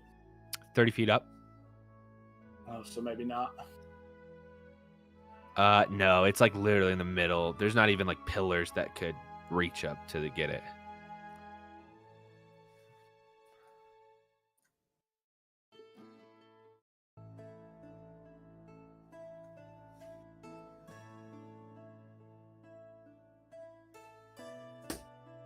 Was our link still up? Or is it done? By this point, it's faded.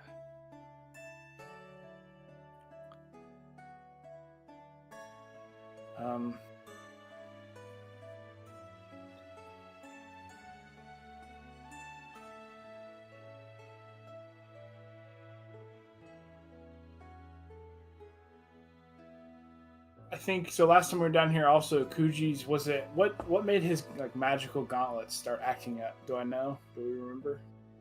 He either like took it off for some reason and threw it, or touched one of the crystals with it.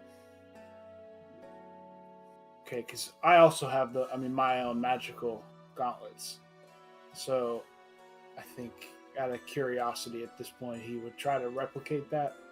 Touch it to the crystal or If that doesn't work, take them off. You go and touch one of the crystals with your gauntlet, and a little beacon of electricity surges out. The crystals light up, and in the middle, above that little weird kind of concave piece of furniture, 3 little balls appear and start rotating and extend out this like starry skyscape around that just kind of rotates around the orbs. Nothing different, really. Investigation check. Come on, get a 20. It's just working out that way. It's not, though. 24. You notice on the green and blue orb, there are there are 3 lights of glowing silver, one of gold, and one of kind of like a dull yellowish, more like copper tinted, spread out across different points. And on 24, you notice they are all like extending out these little veiny tendrils towards each other and like trying to intertwine. Like there will be like a little bit of this gold tendril that intermixes with the silver, and as it does, it begins to braid itself, and then it slowly retracts. It looks very alien, like the way that this little beads of light are trying to connect to each other. And you notice on a 24 one more thing.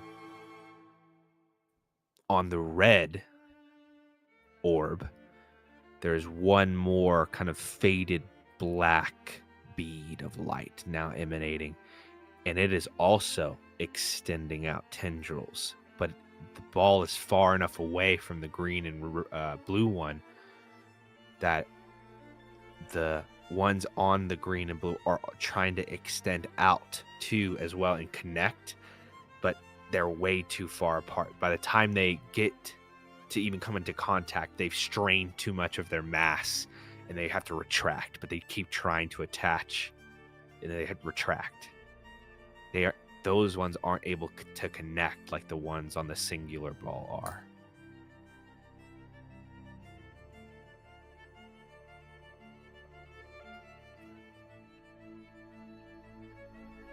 I think frustratingly, you would let out an exhale and probably say out loud, "This still just doesn't mean anything to me."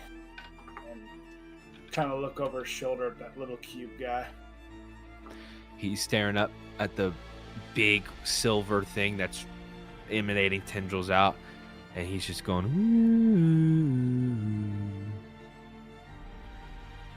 "Ooh," every so often.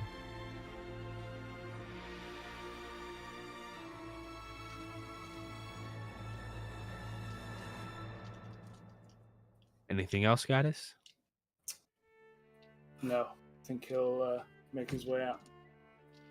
As you begin to leave, the cube turns around and looks at you,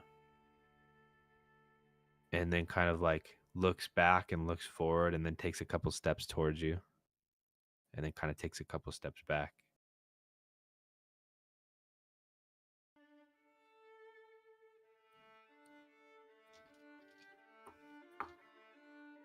Keep walking, just kind of looking and see what he does.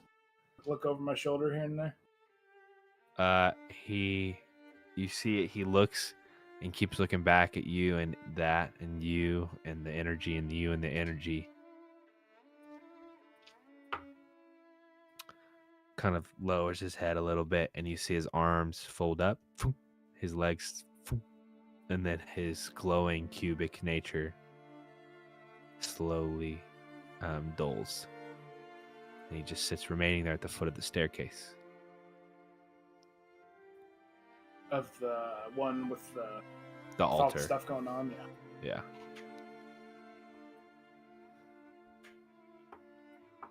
It didn't look like he was reaching for it, did it?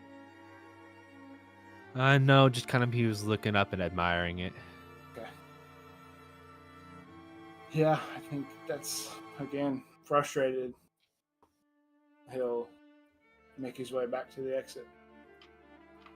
You ascend back up and eventually arrive above ground. About midday, the day of the celestial solstice. Akuji, what do you do with the rest of your time in Vasselheim? I guess I would have. Caught that Venric's going back to Protenheim throughout that Mm-hmm. bit. Why does Tormund keep saying Venric's name? It cuts out. I'm gonna head, or try to head, towards the Platinum Sanctuary. Okay. The You same arrive place. at a grand chapel Yeah. that is lit with bright white marble, silver railings, platinum kind of roofing tiles, a huge staircase that leads up to a mausoleum-esque chapel with on top an enormous silvered statue of a dragon's maw opening wide, and inside its mouth a brazier of fire. You are at the first grand chapel and temple within Vasselheim to the Platinum Dragon. This is where Gorn and I went before, yeah? I believe. This is where... No. Well, you have been there, and that was to call a dragon to come pick you up and lead you to the top of the mountain where the Scale Wardens were. That's where I'm trying to go. Is that Heaven's Stair? Is that what that is? The Heaven Stair is the mountain that the dragon's lair lies at the top of, and it is a enormous mountain. It extends far past the clouds. Yeah, I'm trying to reach wherever we talked to that dragon before. Okay. You enter into the temple. You meet with a decorated individual who looks to be like a cleric of some sort. She's elvish, fair skin, kind of black hair. She says, "What can I do to assist you on this day?" I need to speak with Kuzanon or Oridus. It is of extreme urgency. Well, I'm sorry to say, but I do not have a direct line to the Scale Wardens.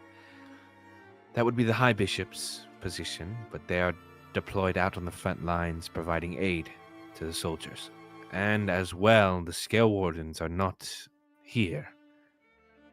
They are out fighting as well, and I believe some of them have departed to several continents. I do not know which of which, and I have no means to transport you to their home.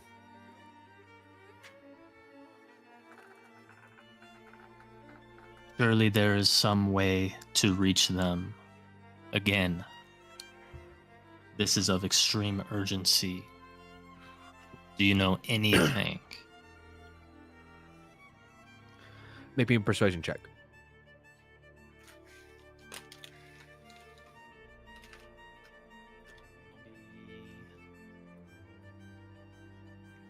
Uh, 18. Pretty good.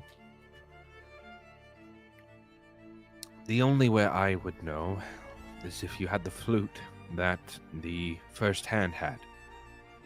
Apart from that, you'd have to report to the High Bishop, and he could make a prayer out to the Bahamut, and Bahamut could relay that to the Scale Wardens. But like I said, both are difficult.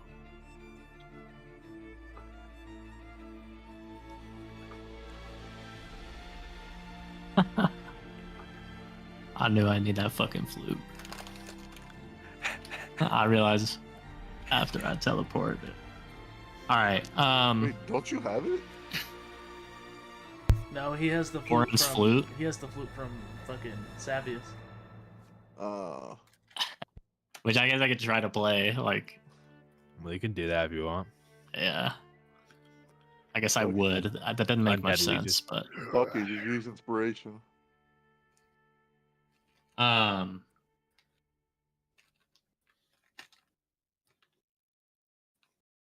Yeah, I mean, I guess I'll try. Like, Right here in the chapel. yeah, or wherever Okay. Goran played it last time, like wherever Put it that on was. the roof. That's where I would go to the same place, try to replicate. You go up to the roof, extend out the beating rain and the thunder crashes of the Vasilhemian storm, and you begin to try to enact this song that called forth the ancient metallic dragons. Roll me a performance check.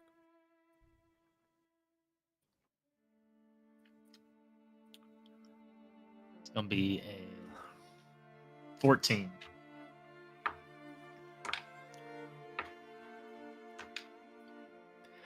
You begin to play this flute from this bone-like instrument, and you take immediately 19 points of necrotic damage as you feel the life being drained from you, and every little miasmic tune that comes out.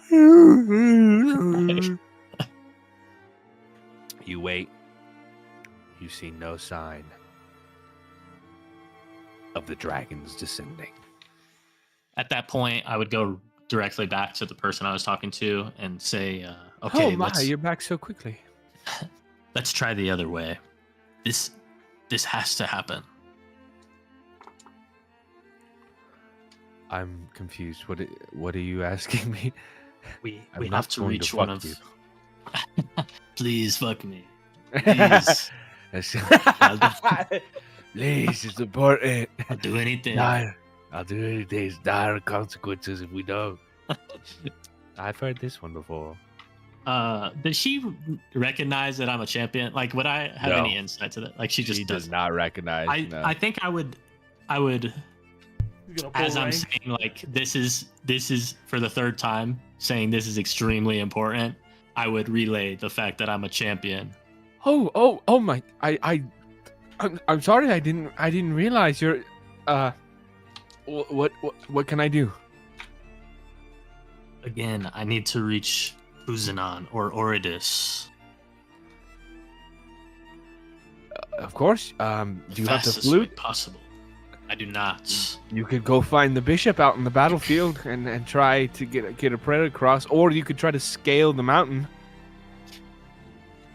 Who would have one of these flutes other than Goran? I believe the first hand was the only one who had any form of communication. Okay. And if you're a champion, you should be able to meet with him. No, you're all in the council in Protenheim. Unfortunately, Goran is no longer with us. In fact, his body is what I think to be raised again without its That soul. sounds good. Oh, that. And the flute on him.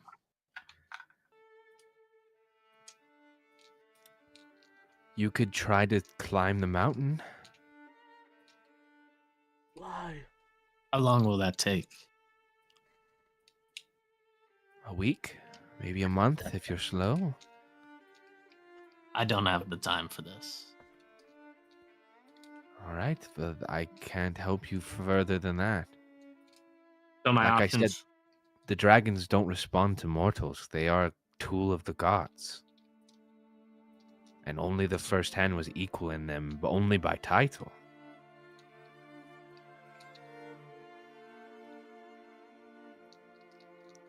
Would I have any other way to think to reach out to this?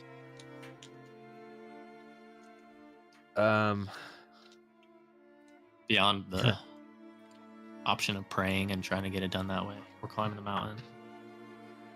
She says, short of climbing the mountain or going to find the dragons themselves, I know one of them had vanished to Marquette and the other one went to Dominus. Two of them remain here, I believe, but they're soaring across the continent fighting. It would be difficult. In that moment, you kind of are like hard pressed to find or think of a way.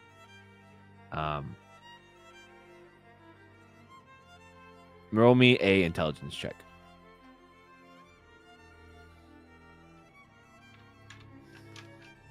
The Bro, that's a 10. From their conversation, you remember with Goran and them, they seemed pretty close. And your mind goes to, well, if everybody finds out about Goran's death, then maybe they will, and maybe they'll try to find you guys. And for a minute, a little bit of fear overtakes you at the thought of like those 4 enormous dragons, like scolding or like coming at you, wondering what happened to Goran. And so instead of it being like a last year, like, oh shit, they might just try to find us and me because I was the last one they saw with him.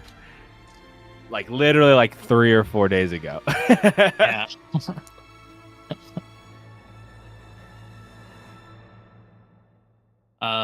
Okay.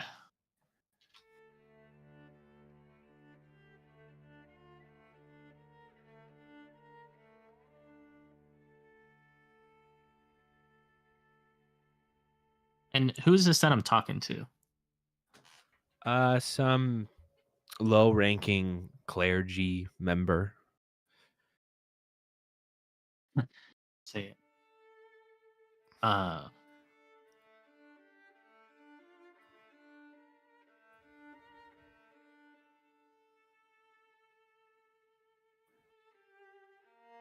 Alert everyone of Goran's death.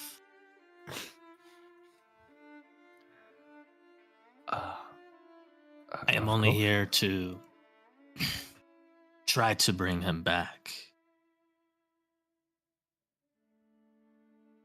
Goodbye, and I will leave. And I guess on my way out. And by the way, Wait, do you have any spare gold laying around? we're a church. Exactly. Of course, we have fuck tons of gold running around.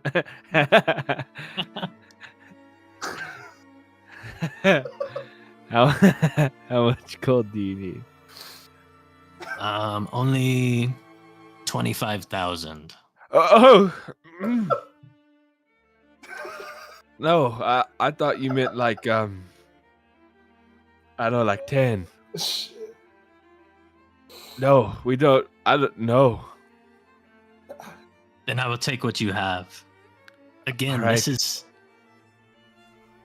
is all a foundation relying on this. I would not Make me be a here. persuasion check. Utter importance.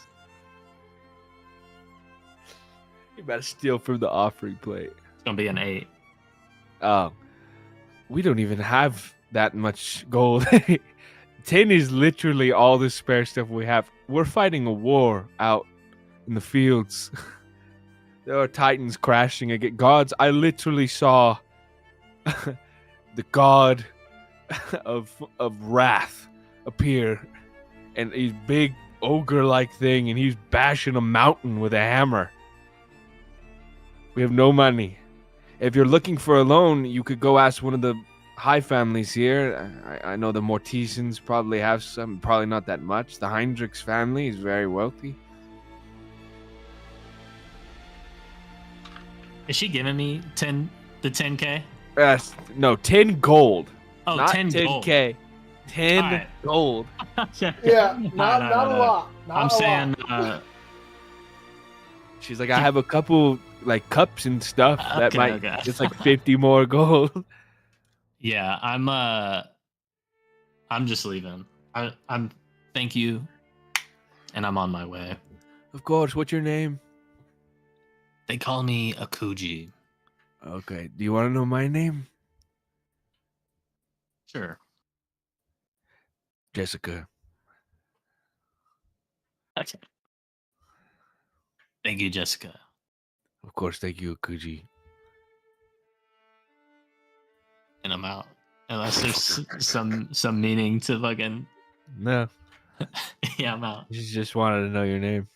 Yeah.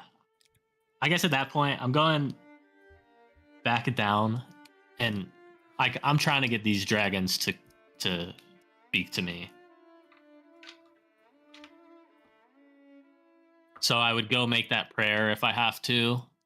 Oh, okay. You have to make a prayer to Bahamut. Yeah, that's what. Okay. That's what. What do you say?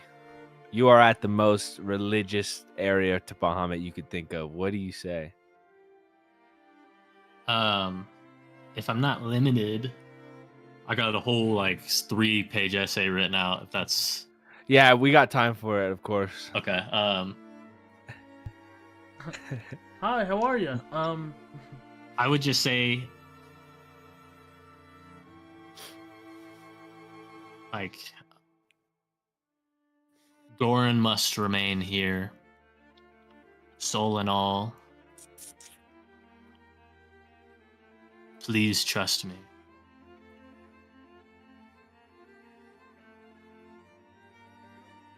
Okay. Roll me a religion check.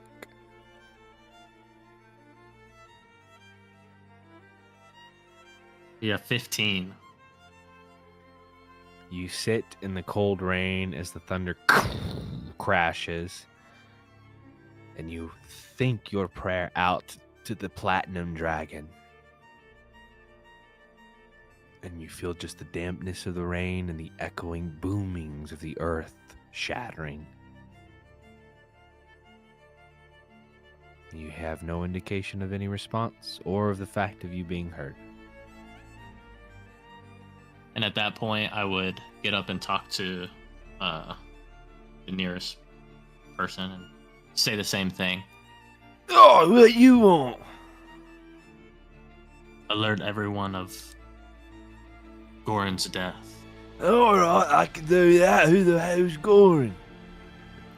I'll just say he's the first hand. Oh, all right. What's your name? I'm a Kuji. Oh, Don't mind you me. asked me my name. Sure. What's your name? David. It's David. Thank you, David. And I'm Of course. on my way. Hey, Goran the Hand is dead. What? As you through the streets of Vaseline. Do I know where Avira is? Avira would be within the ivory She's- tower of the So I'm Contribute going Forum. at this point. I'm going back and just searching for her. Okay, you go to the front door of the Contribute Quorum. You touch the door. The locks appear. Yeah, same shit. Ringing the doorbell. Ding. Unless I know where her room is, like on one of those balconies. You do know her room is on the first balcony that's like 20 feet up. So I would, can I climb the wall? It is a sleek stone tower. There's not really much to Okay. grab onto. Don't you have fly? I'm gonna Misty Step up there, if I can. Yeah, I think so. Yeah. Okay. And I'm gonna either knock on her door or ring her, whatever. I guess I would try to knock. There's no doorbell. You just knock. I would just, yeah. Persistently. Uh huh. You see no answer.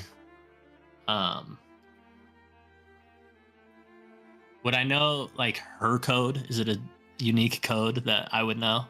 You our don't know history. it, but you do know that when you knock on it, the runes do not appear. Well, I guess I would try the code. Like I would just try it. There, Or are there no runes? There's you no. notice there's no Then runes. I just try no. to open the door, I guess. It opened. I would gather my surroundings and look for her immediately. Perception check. Bad. It's a 7. You take a step into the room. It's dark in the middle of the day with the rain clouds. You look around. There's no candles lit. And as you get halfway through the room looking around, you hear a noise come from your left. Well. Look who it is. And in a nice, like, night gown, like kind of lacy, very see-through. You see coming out of the bed the dark-haired elven woman of Avira. I always knew leaving my balcony door unlocked would help, but I had no idea it'd be you that wandered into this room, Akuji. You could have called. She gets up and walks within 10 feet of you. I'm almost like just questioning if I should, internally. Uh-huh. I almost shake it off. Like, Avira, you look so elegant tonight. Just risen her up if I can.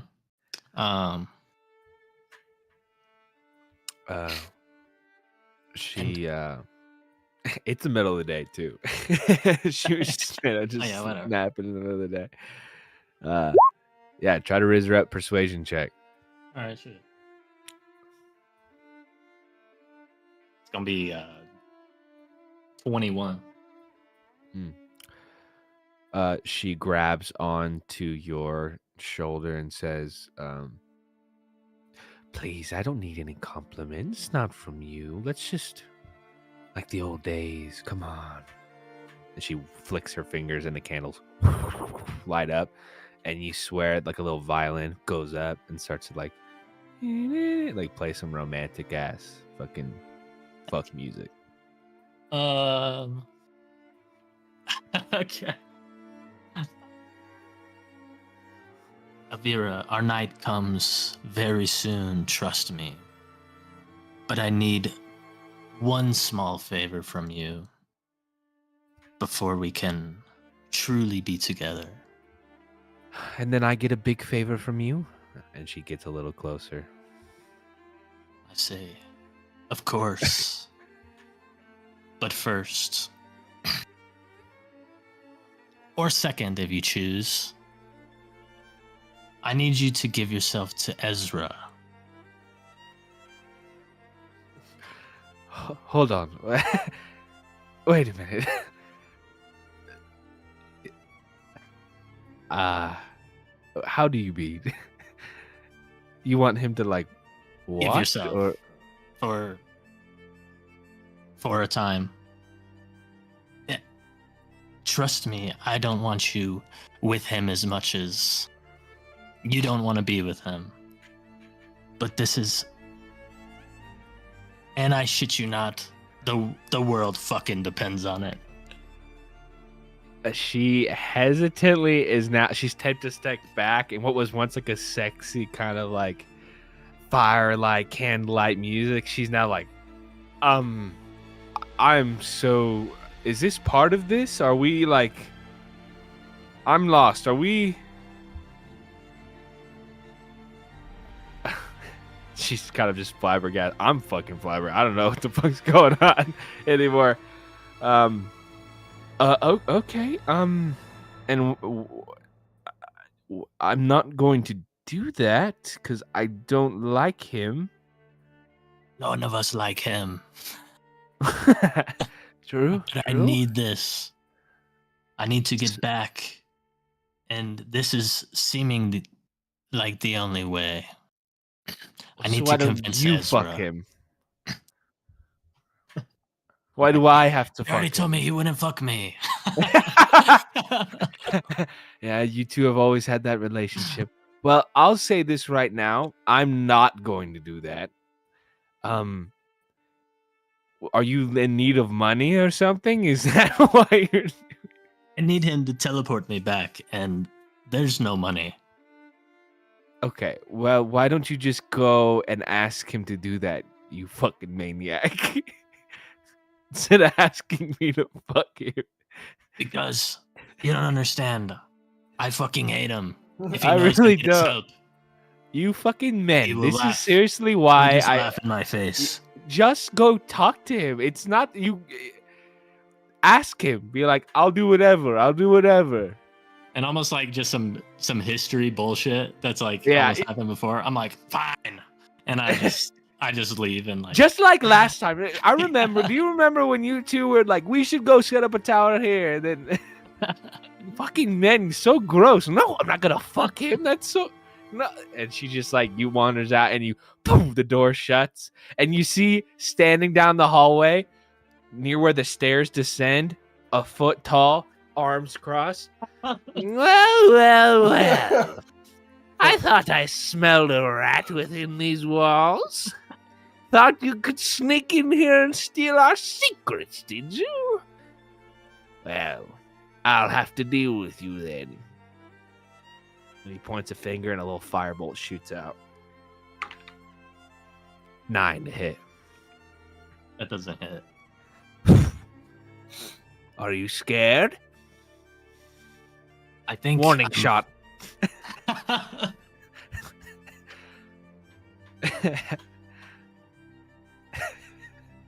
Ezra. Yes? I didn't want it to come to this, but like it's almost like this.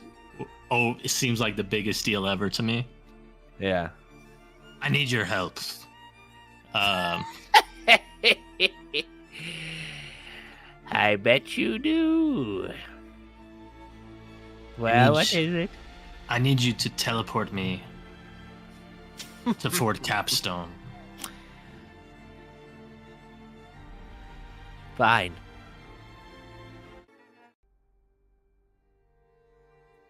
On one condition. And what is that? I get to go with you. And why the hell would you want to join me? And you have to stay with me for 1 month. Or I get to be with you for 1 month.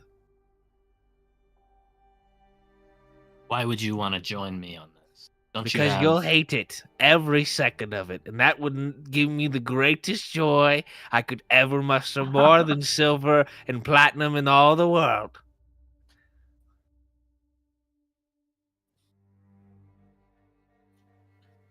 And what about Vasselheim? What you're Fuck protecting? Vasselheim. This means more.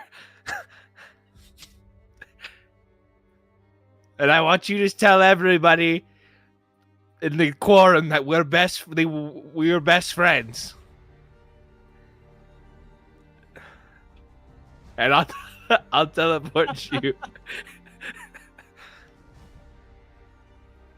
All right, if we can get rid of the last part of that deal. Fine, I'll take the month. Everyone that. And Fine. We're bringing Taro. Fine. Then you have a deal. All right. Shake on it. His little baby hand. All right. When do we go? Immediately. All right. He hold on 1 second, and he goes and walks to a wall, and he goes and puts his hands up and goes, "Get Taro." And the wall like turns into a goblet or a little golem, and it down the stairs. Eventually, Taro comes and, Oh, where are we going? Looks like you're coming with me after all. coming with us, actually. We're a duo now. Ezra and Nakuji. Bestest of friends. All right, everybody ready?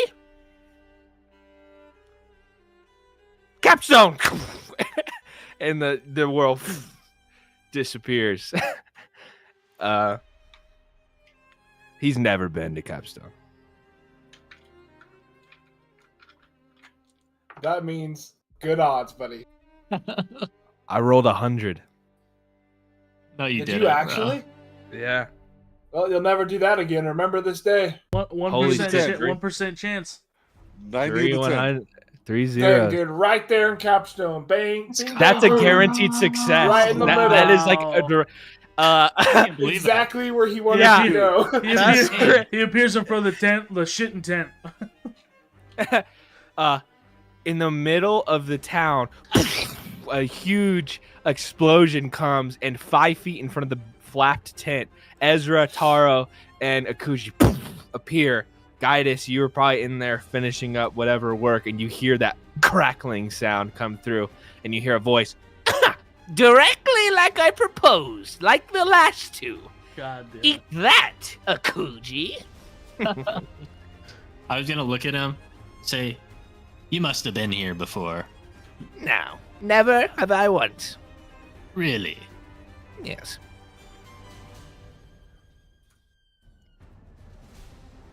The three wizards arrive, and fuck it, Tormund, you see them appear I see them. too. Yeah. You were going to get food, and you have your cafeteria tray with some food on it, and you're going back to the hotel, and you see them appear. Tormund carries on with his food back to the hotel. Yeah. Oh, stop. This is like an old man on the resort. Like 5 in the morning. Okay. With all that is happening now, there's several things that we need to get through before the end of this game. The next few days that go by, I need a brief overview of what our conscious members are doing, starting with Guidus. Well, so if he came back, that was that same day, right? Then Correct. he was End of the only day. gone not that long. Like 4 or 5 hours, maybe. So upon his arrival, he would definitely talk to Akuji about the cave and stuff, and tell him that I'm at a loss. I don't know it with him. Yeah. I do not let him hear any of this conversation, but I tell him that I'm there. I don't know what to do. Me and him are a package deal, buddy. Sorry. I guess use my message, I guess. But Wait a minute. Are you messaging him? He messages you in your head. Tell me, blah, blah, blah. Tell me what's happening, blah, blah, blah, blah. Another blah, blah, blah, blah. It's annoying, isn't it? You have to say it. I'll just shake my head. Just so annoyed. But so anyway, annoyed. 1 month. you need to go look at that because I don't know what any of this means. Magic isn't my thing, but it's reacting to something. So I would do that, and then the only other thing that I was going to do is at some point in the night, I went to go snoop through all of their things. Whose things? The people who just showed up. Oh, okay. Got it. Akuji, what are you doing? I think immediately, 3 days. Past the annoyance, I think I would have introduced Ezra and Taro to the other champions. Okay. I would have asked one of them to heal Redolus if they are capable. And then, yeah, it would be probably trying to figure out what's up where Goran went and what's up in this cave. Okay. Torment. I would have, at the same time as Guidus, probably told them about the cave. I would have brought Benrick's little stick and shown them that and said, like, this thing's been acting up. Also, my shield has been acting weird. Okay. Since the solstice started. Okay. Was that just for that one day? Or does it last a while? The solstice. 1 day. Okay. Has it still felt like that the next couple days? Kind of messing with it like I was? You move. What do you try first? Try Venric's staff thing. Doesn't do anything.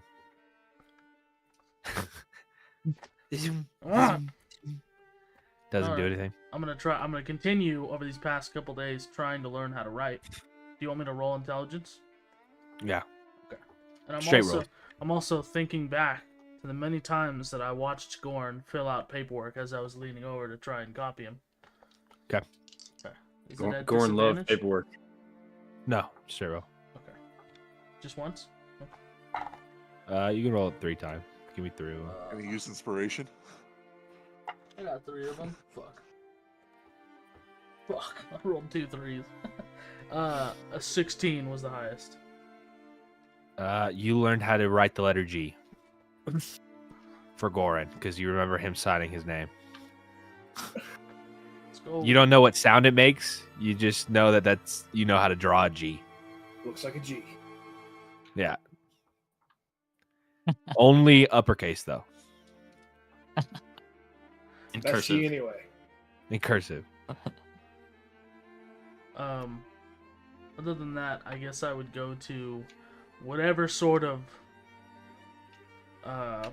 leadership we have left in this place since our leader left us, and try and rally the troops. Just kind of, having defenses ready at all times. Of course. Do you want us to expand outside the walls since the enemy's retreating, sir?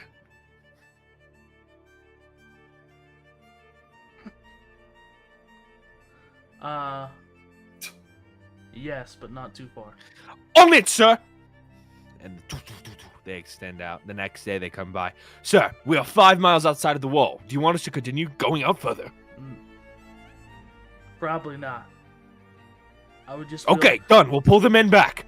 I'd begin building fortifications where maybe the wall once was, to hold back the armies if they do press forward again. As far as we can tell, the scouts have scouted out to 30-mile radius. There are no armies within the vicinity, sir. Okay, either way, fortify. Are you sure? What are you doubting me? You know I'm a champion, right? I don't want to be What's that your guy, name? but What's that your doesn't mean shit in the army. What is your It's name? kind of like leather. What weapon is he using? A dag. He has like an axe on his side. I'm gonna grab the axe and snap it. Yeah. I don't care. I don't care. It's whatever. It's whatever. Okay. Go fuck yourself. You're not man. my boss. That's gonna be you next. I am your boss. What, you see anybody else here? You see a little tear come down his eye. Family heirloom?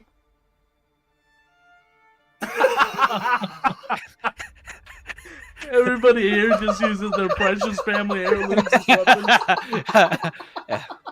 Torment, destroyer of heirlooms. Yeah. End our families. I'm sorry. It's fine. It's fine. I'll wrap it up and try and put it back together. Please. It's already. Yeah, you think that's gonna work? What are you using? Tape doesn't exist. You're using rope. Just using like bandages. It's just a cloth. We He need just those. makes it- Listen, we'll get the wall started, okay? And he walks away slowly. Thank you. Leather.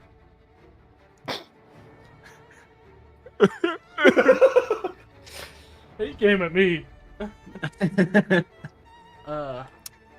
Yeah, that's kind of it for me. Okay, rapid fire then. Venric, you arrive within the city. What are you doing? Well, firstly, as I'm flying in on a beast that is not customary to Protenheim, I'm going to land on the outside of the walls and signal to the wall guard to let them know who I am so they don't shoot me down. That's what the raven sounds like. Let's go. Because I know that they're That a good raven? fortifying the walls and they're going to try to shoot at me if I just fly in. So Right. I'm going to let them know. You Once arri- they know. Go ahead.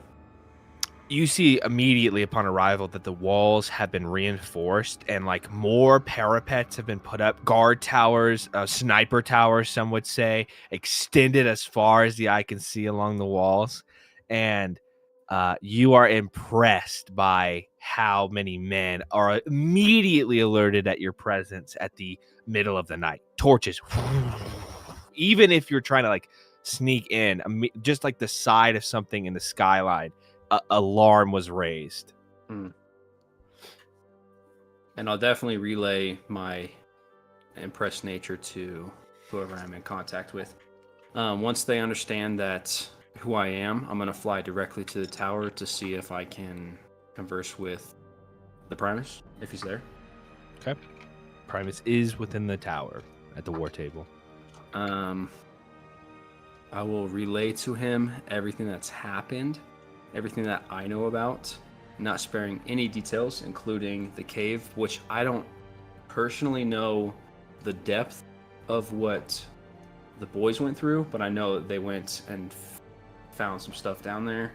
Okay. But the main question that I have for him is if he sent the Hollowed Harriers to Fort Capstone. Well, first and foremost, let me say, Fenric, it's a pleasure to see you alive and breathing once again. Come here, give me a big hug. I'm gonna stiff arm him. Yep, alright, understood. I did request assistance from my younger siblings, the twins.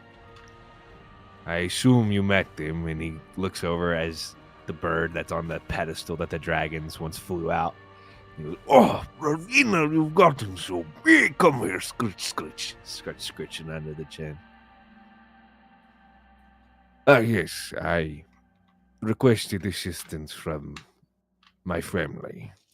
I knew that most of the forces would be tied up in Vesselheim, but the Heinrich's family has its own sort of pull, separate from the war.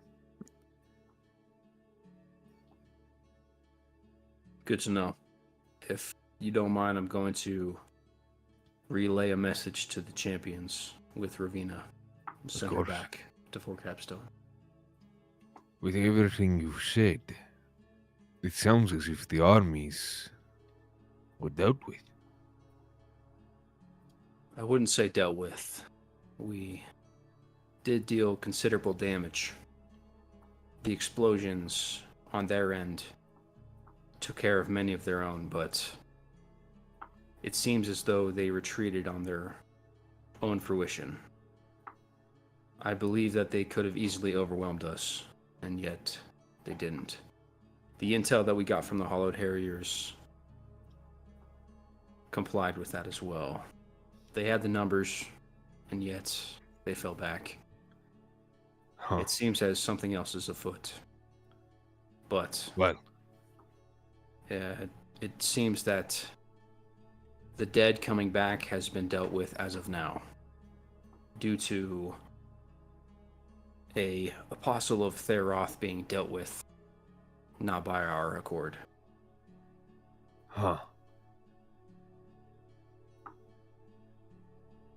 You see him grit his teeth. I will have to bring this up to the Pantheon. But I won't deny that nothing much will probably come of this. I'm sorry for anything that was lost there. But if Palor had decided to do this, do you think anything different would happen? Any consequences? I do not know. Well, we'll send a message back. Well, if the demons have been stopped for time being, we'll have at least a time frame if they reappear to reassess.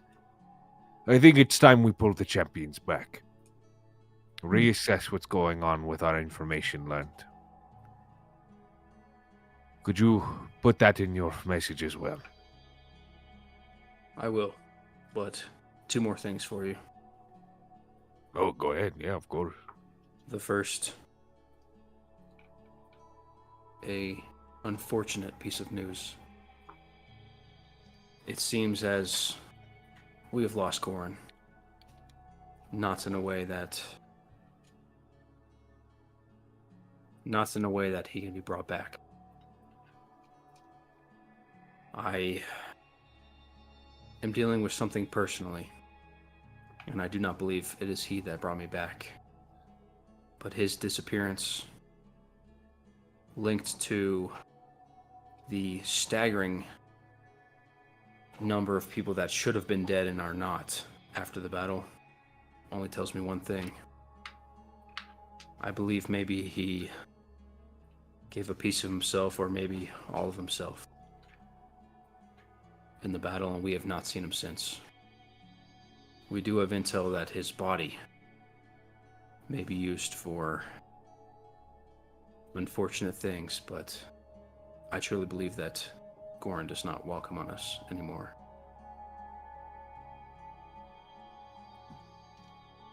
Understood. Well, whatever sacrifice that the First Hand made, I'm glad it was able to restore our men, you, and Tormund, the Liberator from the brink of death.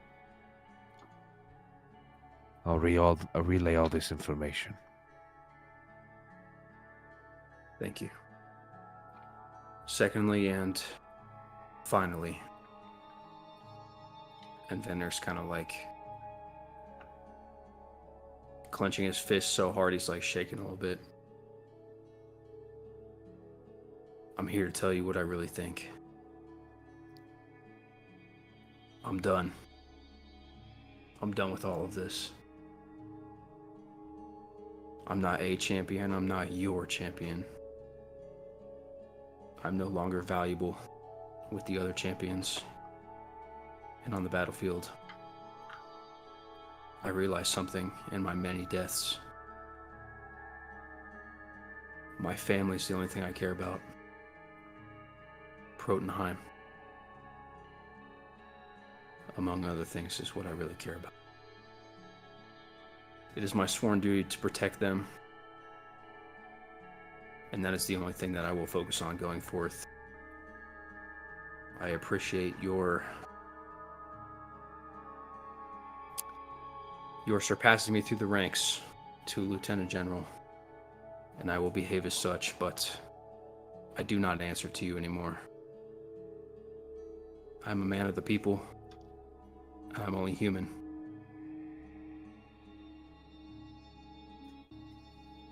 Going to visit my family, and afterwards, I will defend Protenheim with all I have, but not as a champion or as one of your ranks.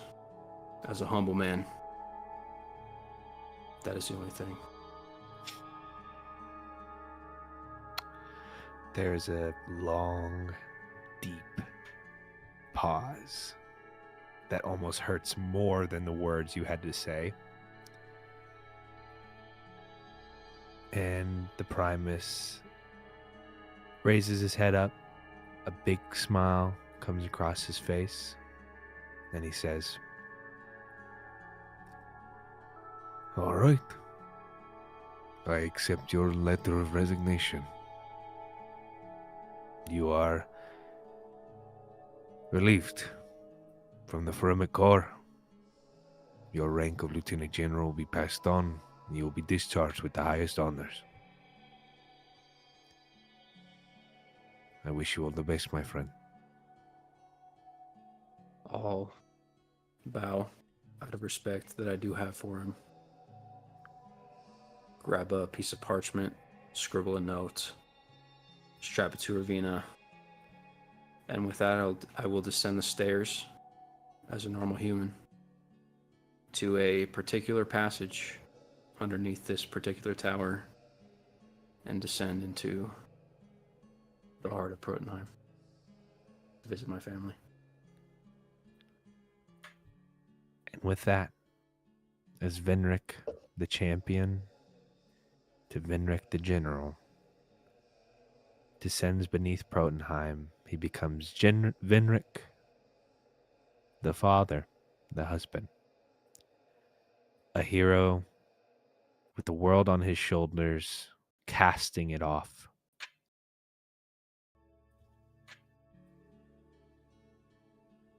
As the weeks go by, they turn into months. 3 months, 4 months. After the Battle of Capstone, after the death of Goran the First Hand, after the trauma of Redulus the Fleet Admiral, after the mystery of what lies beneath the caves from Gaidas, after the loss and revitalization of Tormund the Liberator, and after the unlikely comrades and old friends and adversaries of the head visor Akuji. It appears as if the demon hordes have vanished from Gwasar. No sign of undead, no sign of demonic assault. Our heroes residing in Capstone remained there for several weeks, receiving the note from Vinric with his message and the one of the Primus instructing that when they were ready to return back to Brotenheim. For 4 months, no sign of elemental titans or beings, no signs of demons assaulting the world. Vasselheim fights off its assault, and the world comes to a cold standstill. For 4 months, there is no sign of Goran, no sign of Vinric. And our heroes, our champions, all return back to Brotenheim, where this story began, with more questions unanswered and more opportunities within that time to figure out what is truly going on in the world. Before we end tonight's session, several things occur during that time, and we can game out what you all do during that time the next, as you all have 4 months to do whatever you would like. Several things happen. 1, upon your return as heroes and champions, Tormund, you are confronted by the Primus, who instructs you to ride with him up on his dragon. You are led to a celestial courtroom, and before a pantheon of gods once again, a fair tan-skinned humanoid with angelic wings and black or ivory white horns that go to the back. Your position as champion is questioned. The courtroom is raucous with anger. Bane stands forth and threatens the courtroom, but a vote is held. The same fate as Vinric. Death on the battlefield, failure's champion. And an 11-9 vote, your championship is revoked. You see Torog, the Grand Architect, walk towards you, raises a hand, and a fiery script of parchment appears. A bright, shining beacon of energy is pulled from your chest and thrust into the room as Modius takes it and hands it off to another god you do not recognize. The Primus is calm, furious, and leads you back down to the tower. And upon arriving several days after this, 2 figures appear at the tower, with the only remaining champions being Gaius and Akuji. Redalus, you are unconscious for months. For 3 months in a coma. Eventually you become back to, however you would deem to do that. Your duties are yours to attend, and maybe for the first time you arrive at the tower. And you see, for the first time, the shining faces of Kuji and Gaius and the Primus and Redalus in the war room with 2 other seats at the table. 2 individuals, foreign and strange to you. The 2 next champions of the gods. And with that, we'll end tonight's session right there. And you all level up to level 15. Yo. Really? Holy Yo. fuck. Jesus. Oh, shit. You bastard. I didn't. Damn, Hey, you took my champion status away? How it feel, Toyman? How it I'm feel, like bro? Benrick now? Bitch ass Benrick? I was thinking, how funny would it be as Venric saying, like, as that pours his heart out? You're like, too bad. Send him back. No. No, you're stuck. That's crazy. Oh my I gosh. I forgot that I died. Because I came back. You did die. No, you did die. But I was brought Stand- back instantly. It wasn't like you. I wasn't disintegrated. Hey, It's different. look. Vemmer got back too, bro. Apparently But, not, bro. You know?